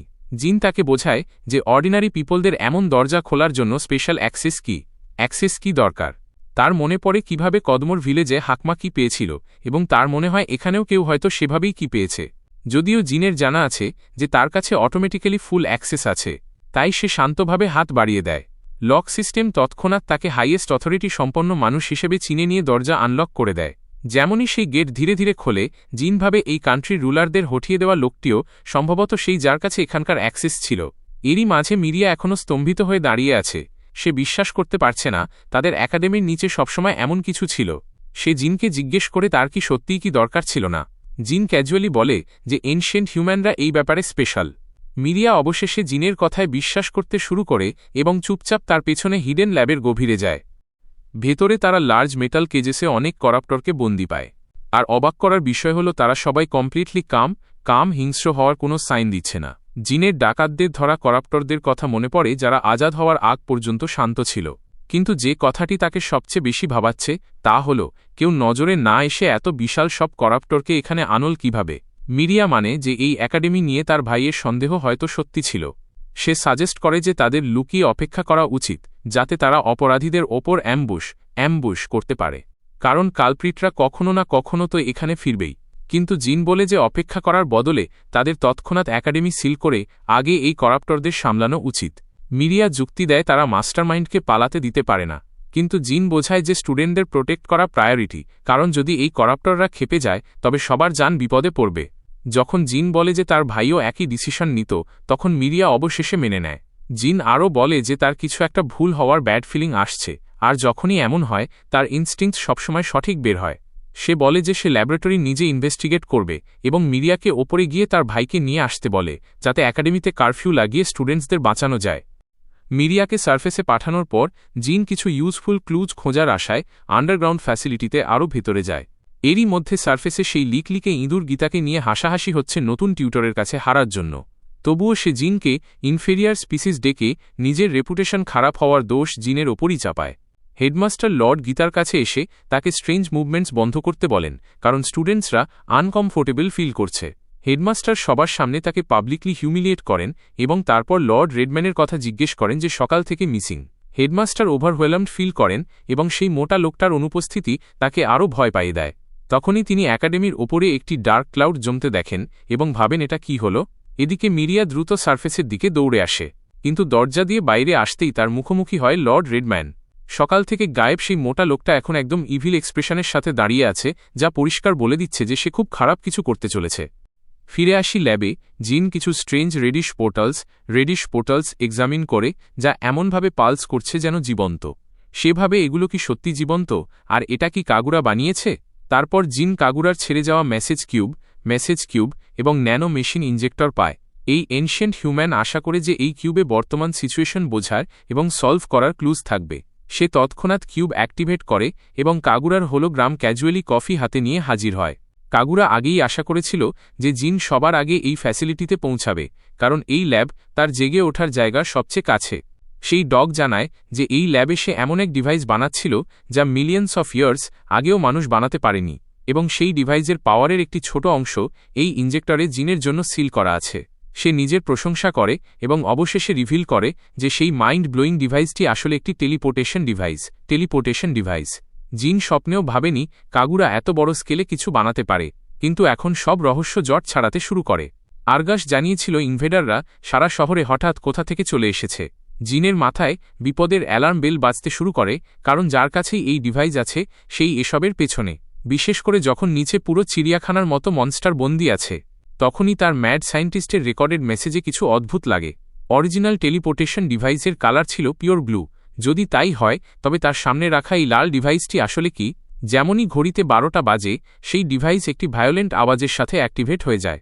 জিন নিজেকে তৈরি করে যে এর ভেতর থেকে না জানি কোনো নাইটমেয়ার বেরিয়ে আসে ডটতে চলেছে, কিন্তু এর বদলে খাঁচার কেজেস ভেতরে থাকা প্রতিটি ইনভেডার হঠাৎ বাতাসে গায়েব হয়ে যায়। সারফেসে আরগাস এবং হোলি নাইটস নিজেদের চোখের সামনে নিজেদের ওয়ার্স্ট নাইটমেয়ার সত্যি হতে দেখে। রয়্যাল ক্যাপিটালের আকাশ থেকে শত শত ইনভেডার বর্ষিত হতে থাকে, যেন তারা কোনো ব্যাটল রয়্যাল ম্যাচ ড্রপ হয়েছে। আবার আন্ডারগ্রাউন্ডে ফিরে আসি। সেই গ্রিজি ফ্যাটম্যান একটি কুৎসিত হাসি বা ক্রিপিয়েস্ট স্মাইলের সাথে মিরিয়ার দিকে ঘোরে। সে উপহাস করে জিজ্ঞেস করে যে মিরিয়াকে এত ডেন্স এবং ইমপেশেন্ট কেন মনে হচ্ছে। মিরিয়া সেই শুকরটাকে কোল্ডলি রাস্তা থেকে সরতে বলে, যতক্ষণ না সে নিজে ফাইট চায়। জেনুইনলি সারপ্রাইজড হয়ে লর্ড রেডম্যান স্বীকার করে যে তার সন্দেহ ছিল যে মিরিয়া অনেক আগে থেকেই তাকে ইনভেস্টিগেট করছে। আনফর্চুনেটলি তার এই সব বুঝতে অনেক দেরি হয়ে গেছে। মিরিয়া যখন এর মানে জিজ্ঞেস করে তখন সে শান্তভাবে ডিক্লেয়ার করে যে ডে অফ জাজমেন্ট চলে এসেছে। সেই বেলচিং পটেটো দীর্ঘশ্বাস ফেলে জানায় যে সে এই ইভেন্টটিকে ডিলে করতে চেয়েছিল, কিন্তু তার ল্যাবরেটরিতে উঁকি দেওয়া দুটি ইঁদুর তাকে বাধ্য করেছে। স্পেসিফিক্যালি সে রিয়েলাইজ করেছিল যে তার গ্র্যান্ড প্ল্যান জন্য রিয়েল থ্রেট হল জিন। তার ইনস্টিংস তাকে ওয়ার্নিং দিয়েছিল যে এই নতুন ইনস্ট্রাক্টর মিরিয়ার ভাইয়ের মতো একটি বড় হেডেক হয়ে দাঁড়াবে। কোনো কনফার্মেশন ছাড়াই সে জানে যে যিনি সেই হিডেন প্যাসেজটি খুঁজে বের করেছে। কথা বলে অনেকটা সময় নষ্ট করার পর সে সিদ্ধান্ত নেয় যে সব উইটনেসেস এখানেই এলিমিনেট করে দেওয়া বেস্ট হবে। মিরিয়া এই কথায় হেসে ফেলে যে সে তাকে হারানোর স্বপ্ন দেখছে। রেডম্যানের মুখে একটি ডিমোনিক গ্রিন ফুটে ওঠে এবং সে তার জমিয়ে রাখা আনইম্যাজিনেবল পাওয়ার কথা বোস্ট করতে থাকে। কিন্তু সে রিয়ালাইজ করতে পারে না যে একটি মেয়ে তার মাথার চেয়েও বড় পাত্র নিয়ে চুপচাপ তার পেছনে আসছে। মিরিয়া নার্ভাসলি ঘাম মুছছে, এটা ভেবে ডরে আছে যে এই রেডিকুলাস প্ল্যান কি সত্যি সাকসিড হবে। কোনো হেজিটেশন ছাড়াই হাকমা তার ছোট হাতের পুরো শক্তি দিয়ে সেই ফ্যাট বাস্টার্ডের মাথায় ওই পাত্রটি দিয়ে আঘাত করে। মিরিয়া শকে তার দিকে তাকিয়ে থাকে এবং জিজ্ঞেস করে সে এই জায়গা খুঁজে পেল কিভাবে। হাকমা তাড়াতাড়ি জানায় যে সে জিনকে খুঁজতে এসেছিল। বাইরে এখন অ্যাবসলিউট কেয়স মজেছে এবং তাদের গার্ডিয়ানকে ছাড়া সবাইকে বাঁচানো ইম্পসিবল হবে। রাস্তায় সে কুডো নামের একজন নতুন স্টুডেন্টকে পেয়েছে যে জানিয়েছে তাদের প্রফেসর এইমাত্র স্টোরেজ রুমে গেছেন। সেই নতুন মেয়েটি একজন টিচারকে নক আউট করায় স্লাইটলি গিল্টি ফিল করছে, কিন্তু হাকমা বলে যে ওই স্কাম একারই যোগ্য ছিল। এছাড়া যেহেতু সে পেছন থেকে তাদের মুখ দেখেনি, তাই কোনো ভুল হলে তারা অনায়াসেই সব দোষ এই ব্লন্ড প্রিন্সেসের ওপর চাপিয়ে দিতে পারবে। ঠিক সেই সময় জিন অবশেষে সিঁড়ির ওপরে পৌঁছায়। কনসার্নড হয়ে সে জিজ্ঞেস করে এটা কি হলো। ওদিকে মেঝেতে সেই শুকরটা একটি পড়ে যাওয়া বোলিং পিন বা ফলেন বোলিং পিনের মতো পড়ে আছে। হাকমা তাড়াতাড়ি তাকে থামায় এবং জানায় যে বাইরে সিটিতে কমপ্লিট ক্যাওস ছড়িয়ে পড়েছে। জিন এতে একদমই সারপ্রাইজড নয়, কারণ সে জানে ল্যাবের ইনভেডারদের কোথায় পাঠানো হয়েছে। এই রিয়েলাইজেশন হতেই মিরিয়ার মুখ ফ্যাকাশে হয়ে যায় এবং তারা তিনজন এক সেকেন্ড নষ্ট না করে বাইরে দৌড়ে যায়। পুরো সিটিতে আগুন লেগেছে, প্রায় অর্ধেক শহর ধ্বংসস্তূপে পরিণত হয়েছে এবং টেরিফাইড সিটিজেনরা যান বাঁচানোর জন্য এদিকে ওদিকে দৌড়াচ্ছে। সেই ইনভেডিং ক্রিচার্স মধ্যে একটি বিশাল ভিলেনের মতো দেখতে মনস্টারকে সবচেয়ে স্ট্রংগেস্ট মনে হচ্ছে। নিজের প্রিয় হোমের এমন অবস্থা দেখে মিরিয়া পুরোপুরি স্পিচলেস হয়ে যায়। এরই মাঝে জিন আবার ব্যর্থতার ভারী বোঝা অনুভব করে এই ভেবে যে সুযোগ পাওয়ার সাথে সাথে তার ওই ডিভাইসটি ডিস্ট্রয় করে দেওয়া উচিত ছিল। হাকমা তাকে রিয়ালিটিতে ফিরিয়ে আনে। সে সেই ম্যাসিভ টেন্টাকল মনস্টার দিকে ইশারা করে, যা সরাসরি রয়্যাল প্যালেসের ওপর একটি ডেভাস্টেটিং অ্যাটাক চার্জ করছে। নিজের ভুল শুধরানোর জন্য ডিটারমাইন্ড হয়ে জিন সেই ইনজেকশন ইউজ করে যা কাগুরা রেখে গিয়েছিল।